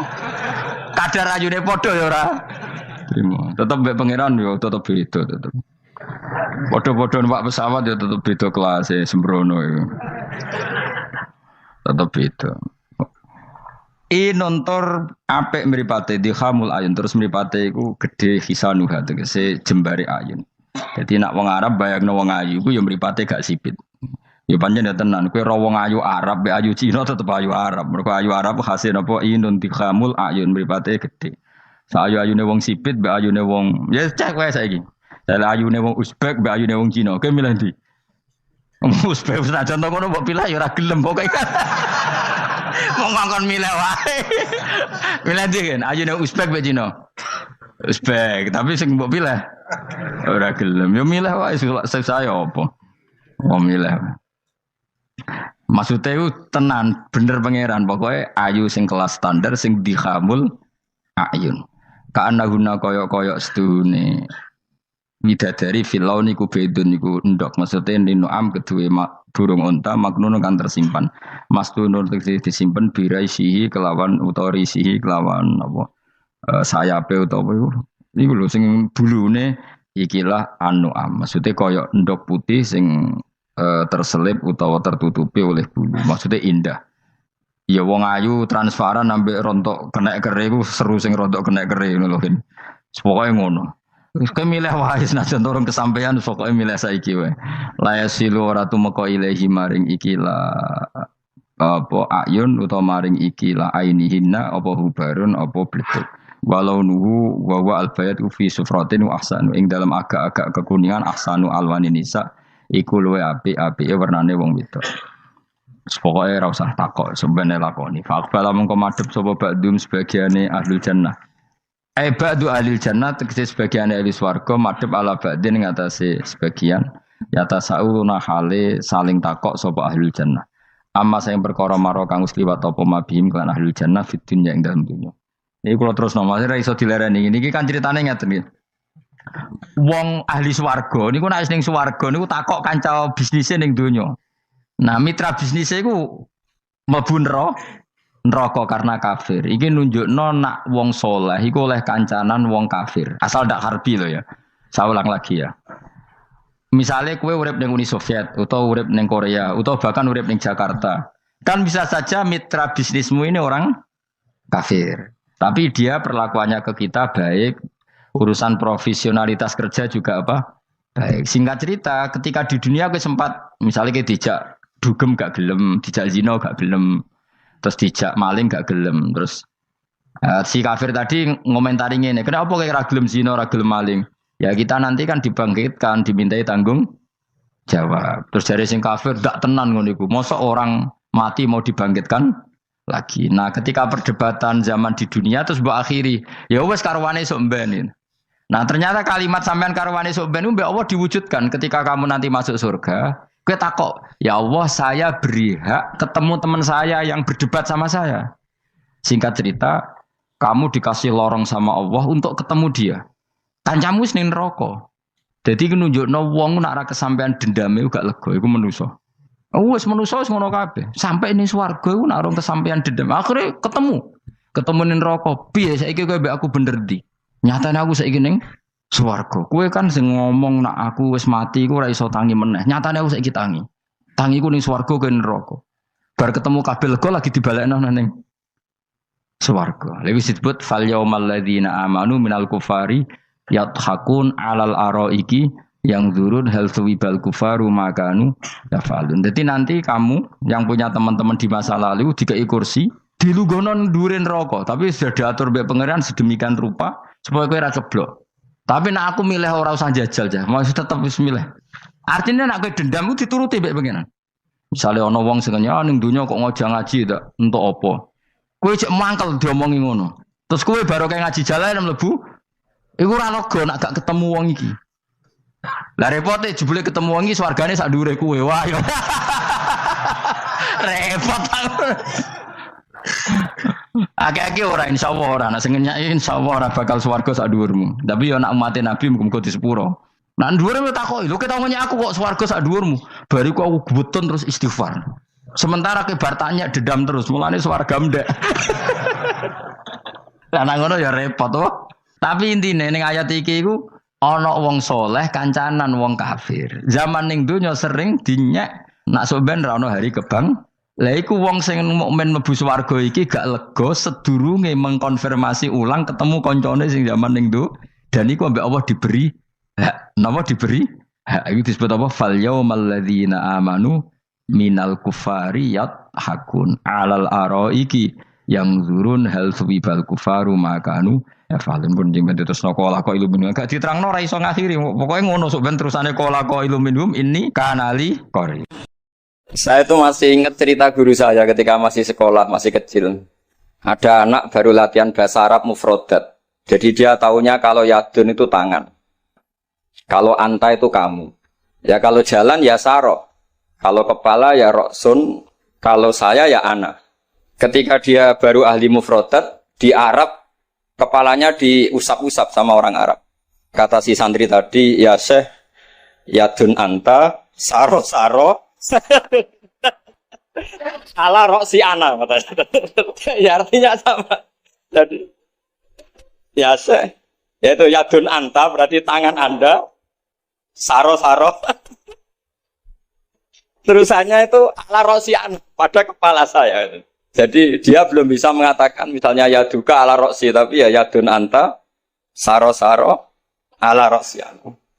Nah semoga semua dialek tadi nggak termasuk kategori yang itu. Saya dulu sekolah kakak kelasnya Gus Zofur itu ya punya teman kalau dimarahi di kelas itu bilang, Gus tadi saya dimarahi di depan alladzina aja. Jadi Apa maknanya alladzina katanya? Katanya di depan orang apa? Banyak. Karena setiap ngaji alladzina wong akeh. Jadi kalau dimarahi di depan publik berarti dimarahi di depan alladzina. Nah ini kapan, saya tadi pamit sama Gus Zofur itu kapan-kapan bisa disewa enggak Gus? Bisa kan? Ini menurut saya masalah yang lumayan serius. Saya pernah didolani lah sama Habib Soleh Alatas dari Tegal. Ternyata kru dari TV7 atau kru dari Khazanah sering juga minta masukan dari beberapa narasumber untuk memberi penjelasan tentang tarikh sebenarnya, misalnya tentang Umar. Di sini biasanya khas ulama itu dilematis karena kalau ngasih biasanya pemeran perempuannya benar-benar perempuan. Jadi resikonya kalau cantik itu nanti jadi masalah ikhtilatur rijal wan nisa. Kalau tadi enggak karena Anwar 3 mungkin. Atau mbak-mbaknya enggak mau berdampingan dengan Abu Jahal, enggak tahu tadi. Jadi saya enggak tahu tadi pertimbangannya itu fikhan atau apa trauma ya, karena takut itu. Para adik-adik santri yang saya cintai, saya bersyukur sekali karena saya biasanya nggak pernah mengacara mau itu hasanah ini mutor ya, karena yang merintahkan guru kita yaitu Kiai Haji Agus Abdul Ghafur. Begini, saya punya usul pada anak-anak. Saya bagaimanapun sangat mencintai Pondok Al Anwar. Saya usul sama anak-anak, terutama yang putra ya, supaya tetap menghafal fikih. Jadi kalaupun ditakdir nggak bisa berbahasa Arab kayak tadi, kayak Abu Jahal dan siapa tadi, Sayyid Hamzah dan sebagainya, setidaknya menghafal ahkam fikih, al-ahkam al-fikih. Jadi saya mohon muhafadzahnya itu tidak hanya Quran lafdzon wa tilawatan, tapi menghafal ahkam. Ini penting sekali karena kelebihan kita di kampus. Ini pengalaman saya kerja di kampus. Keunggulan kita adalah kita ini hafal kepastian hukum fikih. Jadi misalnya Kangkang harus hafal meskipun nggak bisa baca teksnya kalau iddatul mutafa'an hazaujuha itu arba'ata asyuri wa asyra. Kalau dia min dawatil hamli wa ulatul ahmali ajaluhunna ayyatu'na hamlahun dan sebagainya dan sebagainya. Ini penting sekali karena ternyata yang saya baca beberapa orientalis atau beberapa orang barat itu masuk Islam itu karena Islam itu dianggap hukumnya itu detail. Termasuk mengatur pernikahan, perceraian, tata kelola ekonomi, tata kelola negara, dan sebagainya, dan sebagainya. Saya pernah ditanya menyangkut ekstremis. Kalau dalam bab dosa, dosa besar misalnya, akbarul kabair ba'dal isyrak billah adalah qatlul mu'min. Jadi dosa terbesar setelah isyrak billah adalah qatlul mu'min, membunuh orang mukmin. Lalu pertanyaannya adalah kita hidup di negara Indonesia yang penjahatnya ya mukmin atau muslim, yang kadang premannya juga mukmin juga muslim. Lalu kalau kita membela diri duel gitu dengan penjahat, lalu kita akhirnya membunuh si penjahat tadi, apakah masuk ayat wa may yaqtul mu'mina muta'ammidan karena dia orang mukmin? Jawabannya adalah kitab fikih itu menyediakan bab namanya kitabus sial, bahwa mangqutila duna mali fahuwa syahid. Mangkutila duna ahli fahuwa syahid. Orang yang duel dengan penjahat kemudian dia mati adalah dia mati syahid. Dan dia kalau terpaksa membunuh, tentu ada aturan-aturannya ya dengan tartib yang ditentukan di kitab-kitab fikih. Itu penjahatnya damnya itu muhaddar. Sehingga dia tidak kena kisos. Si sahibul bait tadi yang punya rumah tadi. Sehingga dengan fikih-fikih yang detail saya harapkan santri sarang. Karena dulu Mbak Zubair itu ma'ruf bil faqih. Saya sering kalau ngajar cerita bahwa misalnya Gus Zofur ngaji sama Mbah Mun ngaji sama Mbah Zubair ngaji sama Mbah Fakih Mas Kumambang, Mbah Fakih ngaji sama Mbah Mahfud Termas. Lah Mbah Mahfud ini muridnya Sayyid Abi Bakar Sato, Sohibul Li'anah. Sayyid Abi Bakar Sato punya kakak namanya Sayyid Umar Sato. Itu dulu kiainya mbahnya Mbah Mun itu. Ahmad Su'aibin. Itu dulu berwasiat kalau ngojlok adiknya Sayyid Abi Bakar Sato yang punya kitab I'anah itu. Serana gunane mulang kitab gede-gede, sing penting ku apal kan. Akhirnya kita ini korban konsepnya Sayyid Umar, jadi disuruh muhafadzah.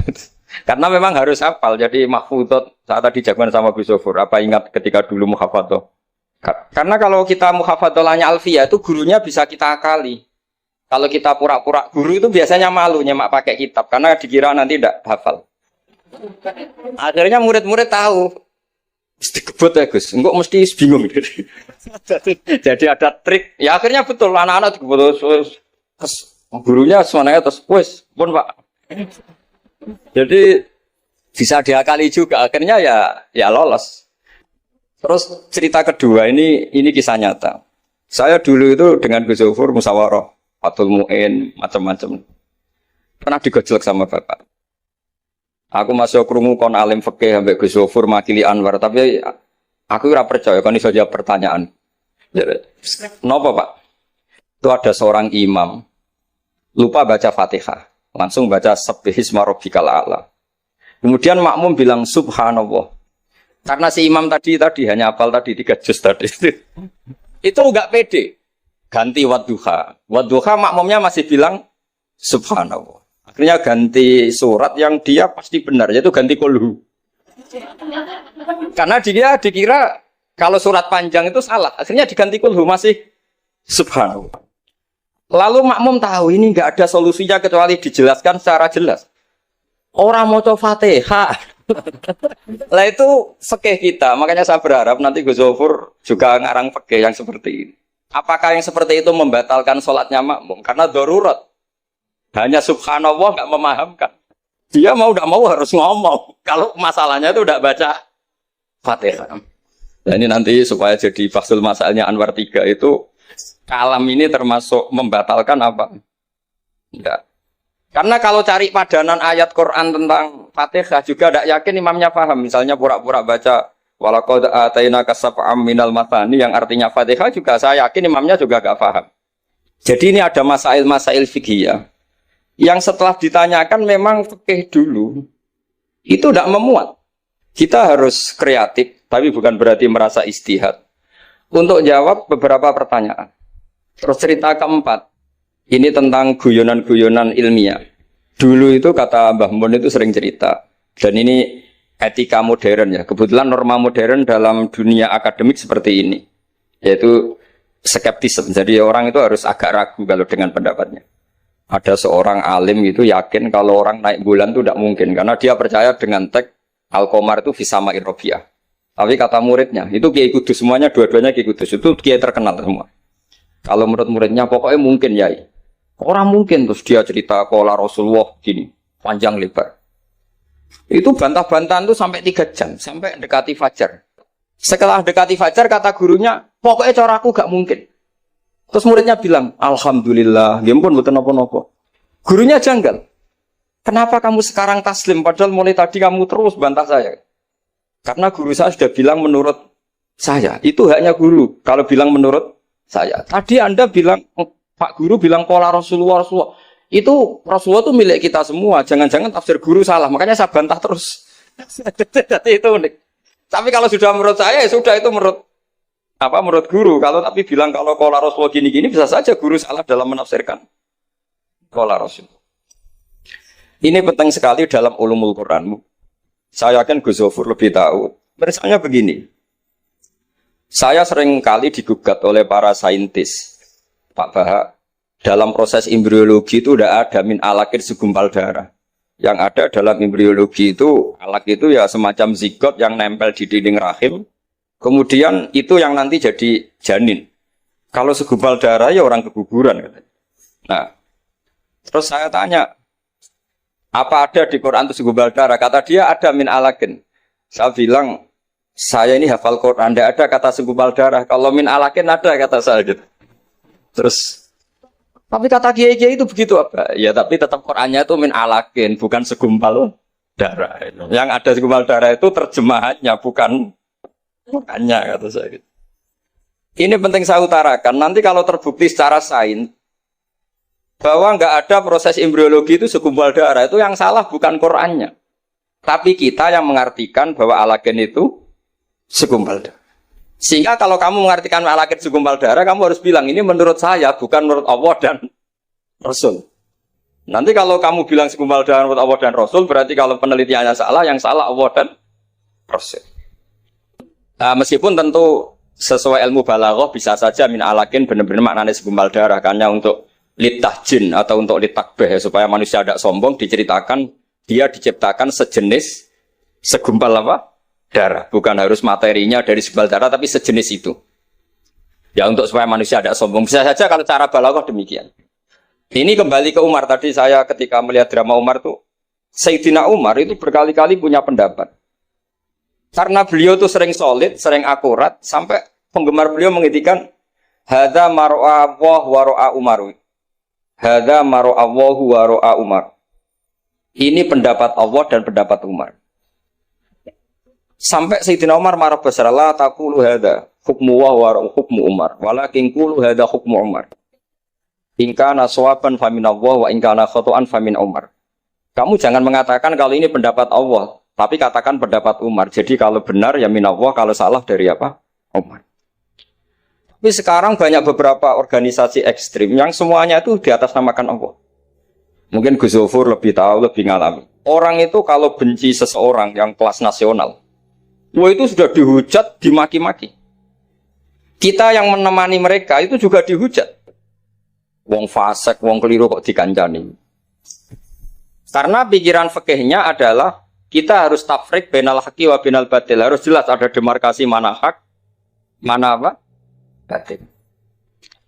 Itu fikih yang sementara kita pelajari. Sehingga mungkin orang enggak apa ya istilahnya akan menyalahkan lah. Saat kita bertemanan dengan orang yang macam-macam di Jakarta, apalagi orang liberal macam-macam. Tapi kalau sampean ngaji lagi di atas itu, misalnya belajar ilmu tasawuf, kita diajarkan, kalau kamu berteman sama orang dolim, ma tadri madza yuhtamu bih. Orang dolim itu kamu pun tidak tahu madza yuhtamu bih. Jangan-jangan dia yuhtamu bi husnil khotimah. Kamu juga nggak pernah tahu madza tuhtam.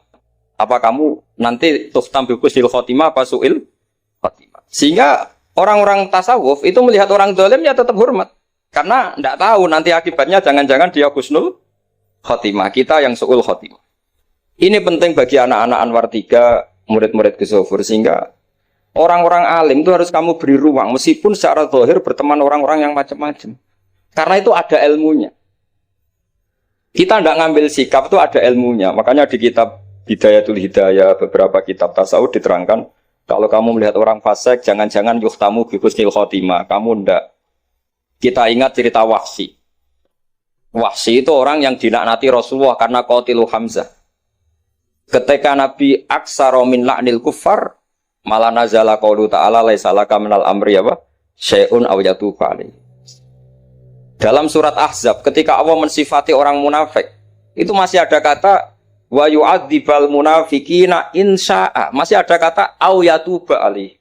Kemungkinan orang munafik adalah Allah menyiksa mereka insya'a atau memberi toh. Sehingga banyak ulama, terutama guru kita Syekhina Kiai Maimun Zubair, itu berteman orang macam-macam enggak masalah. Dan kadang-kadang banyak menimbulkan kekecewaan. Ini nanti enggak ada tafrik bainal haqqi wa bainal batil. Nah, saya akan menjelaskan di sini bahwa itu ada ilmunya. Ada ilmunya. Banyak orang sing la'anahu Rasulullah. Bahkan da'a alaihi Rasulullah kayak Wahsy, kayak Khalid bin Walid. Kaifa yukhlifu qaumun fa'alu bi'ihim hakadha. Zaman itu binabihim hakadha.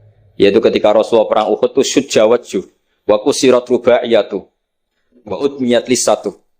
Ketika Nabi babak belur wajahnya, kata beliau, kaifa yukhlifu qaumun fa'alu binabihim hakadha. Tapi apa yang terjadi? Justru Khalid bin Walid itu masuk Islam. Wahsy qatilu Hamzah juga masuk. Sehingga saya meskipun punya sikap, tentu saya sebagai orang punya pilihan gaya hidup. Mungkin saya ya akrab lah kalau sama misalnya Mas Nusron gitu. Tapi kalau Gus Zofur akrab. Tapi saya menghormati, itu pasti ada ilmu. Saya jaga jarak ya ada ilmunya. Gus Zofur berteman juga ada ilmu. Nah, ini yang saya harapkan dari Anwar 3. Mohon ilmu ini diperkuat. Karena basis terkuat peradaban adalah ilmu. Ilmu menyediakan segalanya. Sama masih ingat Gus Mek Peloso itu akrab sama bapak saya karena beliau senang semaan. Kebetulan pendiri semaan Jantiko itu bapak sama Gus Mek. Jamiyah anti koler itu awalnya. Selama-lama diganti Mantap, terus di era putra-putranya diganti Zikrul Ghafilin. Itu kalau jagungan sama bapak itu beliau bilang intinya begini. Iya, wong nahi mungkar, kenal era gelem kok nahi mungkar. Oleh proses piye oleh tarbiyah piye kenal era gelem. Meskipun tentu anak-anak tidak saya sarankan seperti Gusme, karena jadab Anda tidak mesti sukses kayak Gusme. Itu kan resiko. Karena untuk sukses itu butuh keramat, butuh macam-macam lah. Kalau sampean latihan gitu pasti ditangkap keamanan itu. Karena itu masalah gitu kalau di pondok masalah. Tapi apapun itu, kita punya cukup khazanah ilmiah untuk melihat itu. Saya berkali-kali kalau acara di Pondok Hajan sering bilang, berteman orang fasik itu tidak boleh. Wa ingkana dasarin fajan dibu suratan. Kalau berteman orang fasik itu nggak boleh karena nanti ketularan fasik. Tapi kalau dibalik, pertanyaannya dibalik. Mbah niki membina orang fasik. Dan di antara membina tentu prosesnya itu berkawan macam-macam. Kalau dibalik itu menjadi haram apa halal? Bukan dibahasakan berteman orang fasik, tapi membina orang fasik. Ini penting saya utarakan karena khazanah kita itu banyak. Saya berharap ulumul Quran di sini sampai yang seperti itu. Saya beberapa kali belajar kitab Hayatus Sahabah. Di situ ada satu aplikasi Ahkamal Quran, baik yang fiqhud dakwah maupun fiqhul ahkam. Saya di situ yang paling saya kenang adalah cerita-cerita misalnya termasuk yang dikutip Habib Zain bin Semit dalam kitab Al-Manhajus Sawi. Suatu saat ada ustadz, saking semangatnya nahi mungkar karena si Harun Rasyid sering salah, didatangin. Kata si ustadz tadi, inni nasihun lak famusyaddidun alaika fala tajidanna fi nafsika aliyya syai'an. Saya akan memberi nasihat Anda tapi saya agak ekstrim, agak keras. Mohon kamu jangan tersinggung, Anda jangan tersinggung. Anda ya Amirul Mukminin jangan tersinggung. Tapi apa kata Amirul Mukminin Harun Ar-Rasyid? Uskut ya jahil. Kamu ustadz bodoh. Terus fa inna Allaha ta'ala qad arsala man huwa khairun minka ila man huwa syarrun minni. Ini saya terpaksa bahasa Arab karena tadi takut kalah sama Abu Jahal tadi. Jadi ini mohon sekali ini kompetisi. Jadi kalau Abu Jahal saja bisa bahasa Arab, masa saya kiai tidak bisa bahasa Arab. Jadi saya tadi itu ya kan di Abu Jahal saja bisa bahasa Arab. Fasih lagi tadi. Yang saya kecewa dia sopan ngasihkan mic tadi. Duduknya sudah benar gak sopan tadi kok. Gak benar jadi memerankan Abu Jahal memang harus gak sopan. Tapi semoga berakhir nanti diteruskan jadi Abu Jahal repot. Nah ini kata Harun Ar-Rasyid. Inna Allaha ta'ala qad arsala man huwa khairum minka ila man huwa syarrun minni. Wa ma'a dzalika qala ta'ala faqula lahu qawlan layyinan la'allahu yatadzakkaru aw yakhsha. Tentu kita tahu Allah mengutus Musa dan Harun atau Musa saja yang populer. Musa itu man huwa khairun minka, tentu Musa itu lebih baik ketimbang Anda. Ila man huwa syarrun minni, tentu Fir'aun itu lebih buruk ketimbang saya. Itu saja masih ada aturan faqula lahu qawlan layyinan. Kamu harus ngomong yang halus. Kok kamu dakwai saya mau pakai kasar? Akhirnya si Fasakata tadi yang gurunya langsung ustadz, yang ustadz tadi langsung diam dan ngakui kalau Harun Ar-Rasyid lebih alim ketimbang dia. Nah saya harapkan nanti ulumul Quran di setai 3 itu tidak sekedar mengenali mufrodat, tapi mengenali makna terjemah, juga makna yang bisa disimpulkan dari ayat-ayat Qur'aniyah. Sehingga nanti keyakinan saya ya, apapun berubahnya zaman, nanti Quran itu tetap bisa dibaca kalau cara maknani seperti itu. Tapi kalau Anda maknani mufrodat, resikonya adalah mufrodat yang disebut itu kadang sudah tidak ada. Yaitu tadi misalnya wal khayla wal biwala wal hamira litarukabuha wazina. Tentu sekarang kita naik Innova, kita naik mobil, bukan naik khayl, bukan naik biwala. Tapi kalau dimaknani secara tadi, pokoknya ada markup, ada tunggangan yang kita naiki, ada tunggangan. Dan kalau kita dapat nikmat tunggangan itu, kemudian kita syukur, litaslahu ala dhuhuri, ya yang penting sumatat guru ni'mata rabbikum. Ini penting saya aturkan karena saya berkali-kali berdebat juga. Kalau di kota itu kan ada dialog. Bahkan ini mungkin Gus Zofur lebih tahu ya, saya pernah di UI itu pernah disurati sama Majelis Mujahidin Indonesia. Di situ diterangkan kalau sekian terjemahan Kemenak itu salah sekian, miliknya UI salah sekian. Nah, di antara yang diundang itu saya dianggap makili UI. Tapi apa yang terjadi? Mereka itu karena maknani itu pakai mufrodat, tidak mau pakai ilmu balaghah, tidak mau pakai analisis-analisis yang harusnya terjadi dalam ulumul Quran. Saya punya contoh demikian. Saya sering belajar kitab namanya Kitab Ar-Risalah, karangannya Imam Syafi'i ketika sering surat-suratan sama Abdurrahman bin Mahdi.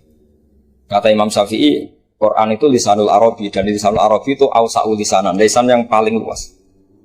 Sehingga ketika beliau ditanya, kenapa Anda mewajibkan tolabul ma', mencari air, ketika orang harus tayamum di perjalanan? Terus Imam Syafi'i menjawab, falam tajidu ma'an, kemudian kalian tidak menemukan air, itu baru fatayammamu sha'idan thayyiban. Beliau dengan enteng mengatakan, la yuqalu liman lam yatlub lam yajid. Orang yang belum pernah mencari tentu tidak bisa dikatakan tidak menemukan, tapi tidak tahu namanya. Jadi kalau dikatakan tidak menemukan, pasti pada sabkit tolab setelah mencari. Kalau belum mencari kok mestinya tidak tahu, bukan bisa dibahasakan tidak menemukan. Nah, saya berharap anak-anak ini karena ditunggui Mbah Mun yang ma'ruf dengan tafsirnya Gus Zofur. Karena Mbah Mun itu murid Said Alawi. Said Alawi punya karangan Pakirat Faidul Khobir yang di Said Alawi dengan Habib Abdurrahman Al-Musawa kalau nggak salah. Yang nyarain agamanya Sezam Zami. Dulu saya belajar itu juga sama Gus Zofur karena dulu yang ngajar Mbah Mun sendiri. Saya juga sering menerima keluhannya Gus Zofur di Jakarta, di mana-mana orang analisis Quran itu tidak pakai ilmu balaghah. Ini repot sekali. Karena kalau kita tidak pakai balaghah, maka al-adat yufidul hasra. Kalau dalam kaidah usul fikih, al-adat la yufidul hasra. Ketika Allah pakai kata hitungan itu belum pasti hasr. Jadi taruh saja misalnya begini, ini yang kisah nyata dalam hadis sahih. Ketika Rasulullah itu memintakan maaf sama orang munafik, terus kata Allah mengingatkan intastaghfir lahum sab'ina marratan fala yaghfirullahu lahum. Kata Nabi, jika 70 tidak bisa dimaafkan, wa sa'azidu ala sab'in. Ya sudah, saya tambahi lebih dari 70. Ternyata sama Allah didhawuhi, maksudnya tidak gitu. Kamu mintakan ampun untuk orang munafik maupun tidak, sama-sama tidak saya ampuni. Sehingga terus ada kaidah al-adat la yufidul hasra. Ini penting dalam ulumul hadis atau ulum usul fikih. Karena kalau nuruti adat, Nabi sering dawuh misalnya man sholal bardan dakhalal jannah. Orang yang sholat pada waktu dua dingin yaitu subuh dan asar dakhalal. Terus kamu mau tidak sholat zuhur misalnya, dan sebagainya dan sebagainya. Nabi sering menyebut kebenaran misalnya kebaikan adalah ini. Terus kamu tidak akan melakukan kebaikan yang lain, tentu tidak mungkin. Ini masalah-masalah yang menurut saya serius semenjak ada banyak ormas-ormas yang sidik-sidik katanya kembali ke Quran dan apa? Hadis. Itu tapi kalau guyonannya orang-orang pesantren, ya kamu saja yang kembali. Karena keluar Anda terlalu jauh. Kalau kita tidak perlu kembali, wong sudah di dalam katanya. Yang keluyuran kemana-mana kan kamu. Kalau kita tidak pernah kemana-mana, jadi ngapain kita yang kembali? Anda saja yang apa? Kembali. Jadi ini penting ya, penting sekali. Karena pengalaman saya di Jogja, pengalaman saya di Jakarta ketemu orang macam-macam itu, memang nah ya di Jakarta pernah ada satu acara. Ya acara seperti ini. Itu yang datang seorang kiai yang ya biasa pakai sarung, ada yang pakai celana. Itu pas mulai pegang mic ada separuh hadirin keluar. Alasannya gampang. Belum enggak pakai sunah rasul. Karena kiainya enggak cingkrang. Itu sudah keluar separuh. Ketika saya ditanya, Pak, kenapa Anda masih mendengarkan mereka? Mereka enggak ikuti sunah rasul, mereka enggak cingkrang. Kata saya gini, Rasulullah itu hafal Quran. Dan saya kebetulan saya hafal. Jadi saya sudah ngikuti sunnah rasul. Jadi kalau Anda ingin sunnah rasul kayak saya harus hafal Quran. Kalau motong celana itu gampang. Kalau motong celana itu gampang. Itu kan murah sekali dan mudah. Itu mikir dia. Ternyata mereka bilang sunnah rasul itu hanya jenggot, cingkrang, wayoh bila ada tambahnya. Itu lah ini saya tantang anak-anak Anwar 3 supaya ngikuti sunnah rasul yang keren, yang tantangannya berat, yaitu hafal kenapa Gus tadi 3 juz itu. Itu saya tuh sering protes sama anak-anak. Itu nanti kalau ketemu malaikat Jibril, Anda dianggap mengikhtisar Quran. Oh itu kan. Masa Quran 30 juz jadi 3 juz. Itu kan kayak kitab Mukhtasar Jiddan, jadi dari kitab besar terus diringkas. Saya tidak bisa membayangkan kalau Anda nanti ditanya malaikat Jibril, kenapa Quran saya turunkan 30 juz jadi 3 juz. Ya tapi karena ya itu tadi, karena saya yakin Gus Zofur orang alim itu tadi kaidahnya itu malayudrokukulu, layudrokukulu. Kalau nggak bisa semua jangan sama sekali. Ini sekedar pengalaman untuk anak-anak. Kalau di pondok Quran itu sampai deres kulhu itu buatan berani. Karena dikira kayak sudah sampai 30 juz. Memang pondok Quran itu unik. Anak itu bisa lanya juz 12, juz 13. Tapi juz amma itu udah hafal. Karena ketika menghafalkan itu udah kober ngapalkan yang juz amma. Memang hafal betul juz 7, juz 8. Tapi juz amma kadang nggak bisa, wadduha kadang nggak bisa. Imam Mitraweh kadang nggak bisa dia karena dia besar kober karena ngapalkan Quran itu kan berat. Karena suatu saat saya tuh tahlil jajar santrinya bapak. Dia tahlil kulhu. Waktu tahlil kulhu itu juz 30, kayak apal 30 aja gitu. Jadi untuk baca kulhu itu memang harus urut setelah melewati juz 1, juz 2 sampai juz 3. Sampai seperti itu. Gayanya baca kulhu kayak wes apal juz 30. Sehingga di pondok Quran tuh nggak ada yang berani terus juz 30 karena kesannya kan sudah. Iya, jadi itu tradisi yang mungkin iya, mungkin beda itu. Saya sendiri juga agak seneng kalau ada santri kok terus juz 30 itu kok melete loh, kok sudah. Nah ternyata di sini saya ketemu santri-santri yang jurus juz 30 terus ini. Wah ini menurut saya ini agak masalah dalam tradisi saya ya, dalam tradisi kami. Jadi ya itu tadi karena cara pandangnya beda. Jadi cara pandangnya beda. Tapi saya berkeyakinan memang saya sering ketemu Gus Iit, adiknya Gus Zofur. Beliau sering cerita ke saya, Gus kalau bisa nanti sarang itu semacam kayak Islamic Center. Karena kita tahu semua kayak apa alimnya Gus Naji, kayak apa alimnya Gus Zofur, alimnya putra-putra Mbah Mun. Sesuai bidang spesifikasi ilmu masing-masing. Saya sering dinasihati yai bahwa semuanya itu ada ilmunya. Tadi misalnya Anda tidak tegas sama orang fasik, itu ya ada ilmunya. Karena mungkin kita tawaduk, la nadri ma yuftamu bihi. Kita tidak tahu si fasik tadi yuftamu bi apa, kita tidak tahu. Kita sendiri nggak pernah yakin kalau kita nuftam misalnya bagus nih khotimah. Saya kalau di Jogja ketemu orang liberal, ketemu orang macam-macam, saya pakai ilmu itu. Tapi kalau saya ngaji di pesantren pakai ilmu at-tafriq bainal haqqi wa bainal batil. Kalau santri baik ya tak puji, kalau yang nggak baik ya. Tapi yang jelas nggak tak saboyong. Karena pondok saya bilang tidak punya adat boyong. Kata bapak, kena keramat, santri yang beling dilalak boyong, tapi jogeman boyong. Jadi berarti karena kalau musuhnya boyong berarti tidak keramat karena pakai kriteria fikih tadi pakai. Ini penting saya aturkan karena jangan sampai khazanah kearifan wali songo yang kancanan orang macam-macam. Ada 7 hari ya diterima, 40 hari ya diterima. Zaman itu ya nggak diterima sebagai khurafat bid'ah ya enggak. Sehingga menurut saya wali songo itu adalah panutan di mana itu semuanya diselesaikan bil ilmi. Bukan karena emosi si reaksi itu enggak, semuanya bil ilmi. Saya pernah baca kitab Al-Minanul Kubro karangannya Imam Sa'roni. Beliau cerita sebagian ilmu itu sudah keluar dari afdholiyah karena satu kondisi. Misalnya sebaiknya amal itu sirron. Tapi kenapa guru-guru kita Mbah Mun sendiri sering pengajian besar, Gus Zofur, banyak lah yang mau acara besar. Saya sampai sekarang nggak pernah punya acara besar. Wiling-wilingan saya yang pengagum sirron gitu. Tapi ternyata di kitab-kitab kita, kata Abdul Hasan Asadili mengatakan alinu bito atikum kama yatadzaharu ghairukum bil ma'asi.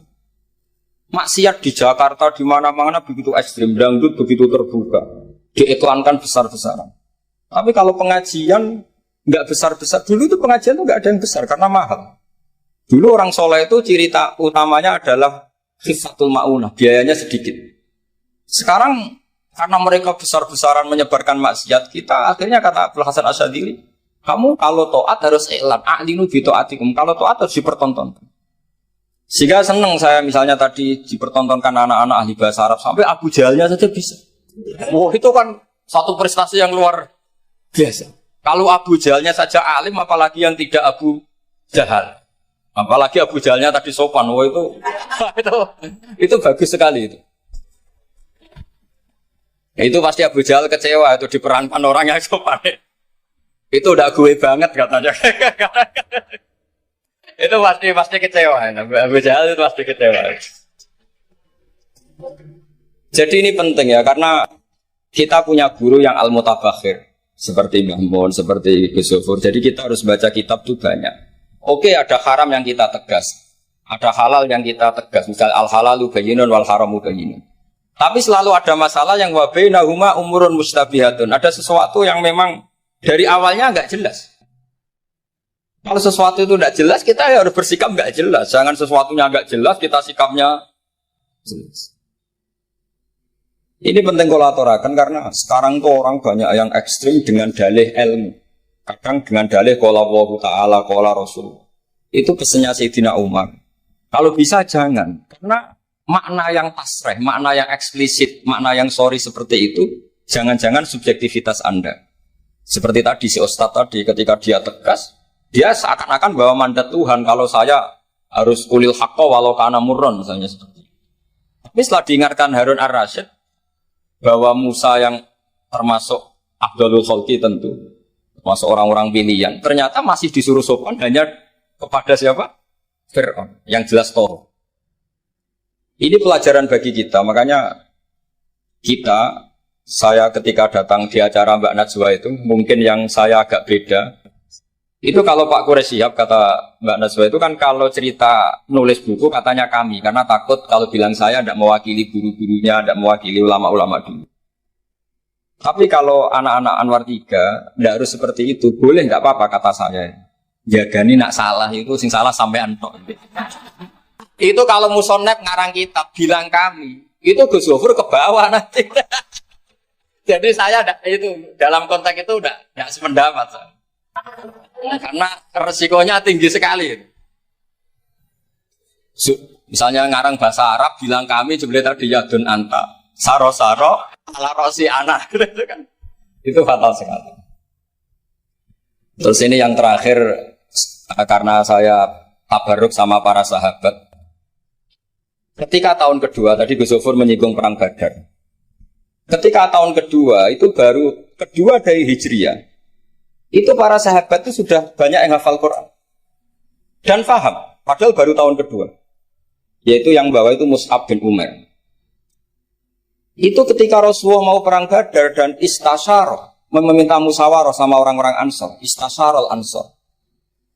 Karena orang Ansor itu hanya punya kompensasi jika engkau ya Rasulullah ke Madinah, Yasrib dulu, maka kita akan melindungi engkau sebagaimana kita melindungi nisa'ana wa abna'ana. Tapi masalahnya perang Badar itu Rasulullah harus keluar dari Madinah. Rasulullah sehingga khawatir jangan-jangan orang Ansor tidak berkomitmen dengan perjanjian itu karena itu di luar apa? Perjanjian karena sudah keluar dari Madinah. Ketika istasyarul Ansor, apa kata itu? Mikdad bin Aswad, ada yang nulis Mikdad bin Amr. Karena bapaknya namanya Amr, cuma dia masyhur disebut Mikdad bin Aswad. Ada rawi yang mengatakan itu Sa'd bin Mu'adz, tapi yang jelas itu Mikdad bin Aswad. Ini ingat ya, tahun kedua dari Hijriyah. Apa kata Mikdad? La naqulu laka kama qalat Banu Israil fadhhab anta wa rabbuka faqatila inna hahuna qa'idun. Walakin idhhab anta wa rabbuka faqatila inna ma'akuma muqatilun. Ya Rasulullah, kamu jangan khawatir kalau kita-kita ini pecundang kayak orang Bani Israil. Orang Bani Israil itu kurang ajar sekali. Mereka yakin kalau Musa itu orang hebat. Dan tentu Allah adalah zat yang super. Ala kulli syai'in. Kalau Allah itu superior, kemudian kamu kenapa susah-susah ngajak kita? Buat jenengan sama Allah datang ngelawan Jababiro. Tak tunggu beritanya. Itu kadang-kadang santri sekarang ya kayak Bani Israel. Itu kalau ngerti kiainya keramat, misalnya Gus Zofur lari seminar keramat, terus kiai itu juga serau usah diaturi. Jadi kadang keyakinan itu ya salah. Seperti tadi, Nabi Muhammad itu para pangeran, nak perang rasa dibantu, kan bisa melibatkan Jibril, Israel kan selesai. Itu bisa fatal kalau seperti itu. Banyak loh, kiai-kiai keramat ngeluh itu karena santrinya terlalu kultus keramat, terus santrinya orang mikir kiai ini. Ini buatan nyindir, fakta gitu, terus biasa mawon. Dan terus menurut saya itu tradisi yang salah. Kalau di Sidogiri itu santri yang paling miskin, misalnya akhir sana, tapi nggak perlu ditiru. Gus Zufur itu orangnya ikhlas, nggak perlu ditiru. Itu misalnya santri satu sih urun 10.000-an, 20.000-an diaturkan gurunya. Karena adat Madura itu panen jagung ya gurunya punya hak, panen apa saja ya gurunya itu nggak nunggu kaya. Kalau adat sana kan nggak nunggu jadi alumni, jadi kaya baru ingat kiainya. Itu kalau tepahan kiainya sudah meninggal kan terus repot gitu. Itu kata orang tadi siapa itu Mikdad bin Aswad. La naqulu laka kama qalat Banu Israil. Fadhab anta wa rabbuka faqatila inna hauna qa'idun. Walakin idhab anta wa rabbuka faqatila inna ma'akum muqatil. Tapi silahkan ya Rasulullah, engkau berangkat. Kita akan mengikuti engkau ikut perang. Artinya apa? Mereka bisa memahami Quran meskipun itu kisah tentang Bani Israel. Mereka tahu sindiran Quran, mental yang benar kayak apa, yang salah kayak apa. Dan itu yang ditiru kitab Fathul Mu'in. Misalnya kitab Fathul Mu'in menulis begini. Misalnya ya. Wa tusannu misalnya as-sholat binasatin atau wa yusannu nasatun li sholatin. Disunatkan kalau mau sholat itu sumringah, kelihatan happy, kelihatan senang. Wa yusannu nasatun li sholatin. Terus di penjelasannya sederhana. Fa inna Allaha ta'ala dzamma li tarikihi wa qala wa idza qamu ila sholati qamu husn. Kalau mau sholat itu harus kelihatan sumringah, happy, kelihatan senang, isyuk. Bronto mau sholat, mau ketemu Allah, munajat. Karena Allah itu mengkritik orang yang meninggalkan nasyat. Yaitu kalau mau sholat aras-arasan. Terus beliau menyitir wa idza qamu ila sholati qamu husna. Sehingga ketika kita baca tentang orang munafik, bukan berarti untuk orang munafik di sana, kita di sini. Seakan-akan kita terbebas dari sifat orang apa? Itu bukan da'bu ulama'ina, bukan ahwal ulama'ina. Ahwal ulama kita ketika baca Quran adalah otomatis kita memahami. Dan memahaminya itu bisa mafhum yang luar biasa kayak tadi. Kayak yang saya ceritakan tadi Harun Ar-Rasyid, kayak siapa tadi Mikdad bin Aswad, dan kayak tadi Fathul Mu'in misalnya. Sama dengan model-model karangan Imam Ghazali. Imam Ghazali kalau ngarang kitab itu sebenarnya sederhana. Setelah kita teliti itu semuanya ya sederhana sekali. Artinya ayat yang dikutip itu sering kita baca. Tapi beliau secara indah, secara menakjubkan, itu bisa ngambil kesimpulan yang luar biasa. Saya punya kitab Mufrodat yang dikarang oleh beberapa ulama. Dan beliau cerita tentang kehebatan Sayyidina Ali dalam menafsirkan Quran. Kata Sayyidina Ali, saya tidak bisa membayangkan dahsyatnya angin ketika mengobrak-ngabrik kaum Mu'ad. Karena anginnya angin balilo, nggak terkendali. Ya, karena Allah punya tradisi begini, kata Sayyidina Ali. Wa in min syai'in illa indana khazainuhu wa ma nunazziluhu illa biqadarin ma'lum. Segala sesuatu itu terukur dan saya turunkan juga dengan ukuran yang pas, biqadarin ma'lum. Tapi ketika Allah mensifati angin yang untuk kaum Ad disebut birihin sorsorin atiyah. Atiyah maknanya balilo, pakai tak. Ya, pakai tak. Terus yang sebagian ayat tentang Nabi Nuh. Inna lamma taghal ma'u hamalnakum fil jariyah. Togho itu maknanya lacut. Jadi air sudah gak terkendali, kayak di luar kendali malaikat. Sudah togho, sudah balelo. Saking balelonya yang main hantam saja kata Sayyidina Ali. Sehingga dua ayat ini menunjukkan betapa dahsyatnya banjir karena diredaksikan taghal ma'. Begitu juga betapa dahsyatnya angin karena disebut dirihin sorsorin atiyah. Jadi yang namanya atiyah itu pakai to, jadi ain to ya, ini yang pakai apa? Ain alif ta. Jadi dari mufradat ini kelihatan bahwa benar-benar dahsyat. Karena Allah punya adat segalanya terukur. Ternyata di situ disebut tohornya semuanya sudah keluar dari apa? Ukuran. Ini saya mohon sekali karena anak-anak Anwar 3 ini menangi Mbah Mun, menangi Gus Zufur. Saya sendiri diminta beliau bantu ngajar di sini. Jadi saya mohon sekali karena ini banyak ya nabi al-ilmi lah, banyak sumber-sumber ilmu. Tolong sekali dimanfaatkan yang baik. Terutama anak-anak yang di muhadharah ini kajian-kajian fikihnya itu harus dihafal. Karena hafal ini sanad kita. Dulu Mbah Mat itu ngaji sama Said Umar, kakaknya Said Abi Bakar Sato. Memang semua kitab itu harus mahfudz, harus dihafal. Saya sendiri dengan Gus Zufur itu yang mendapat barokah muhafadzah zaman sekolah. Dulu kalau nggak muhafadzah itu nggak naik.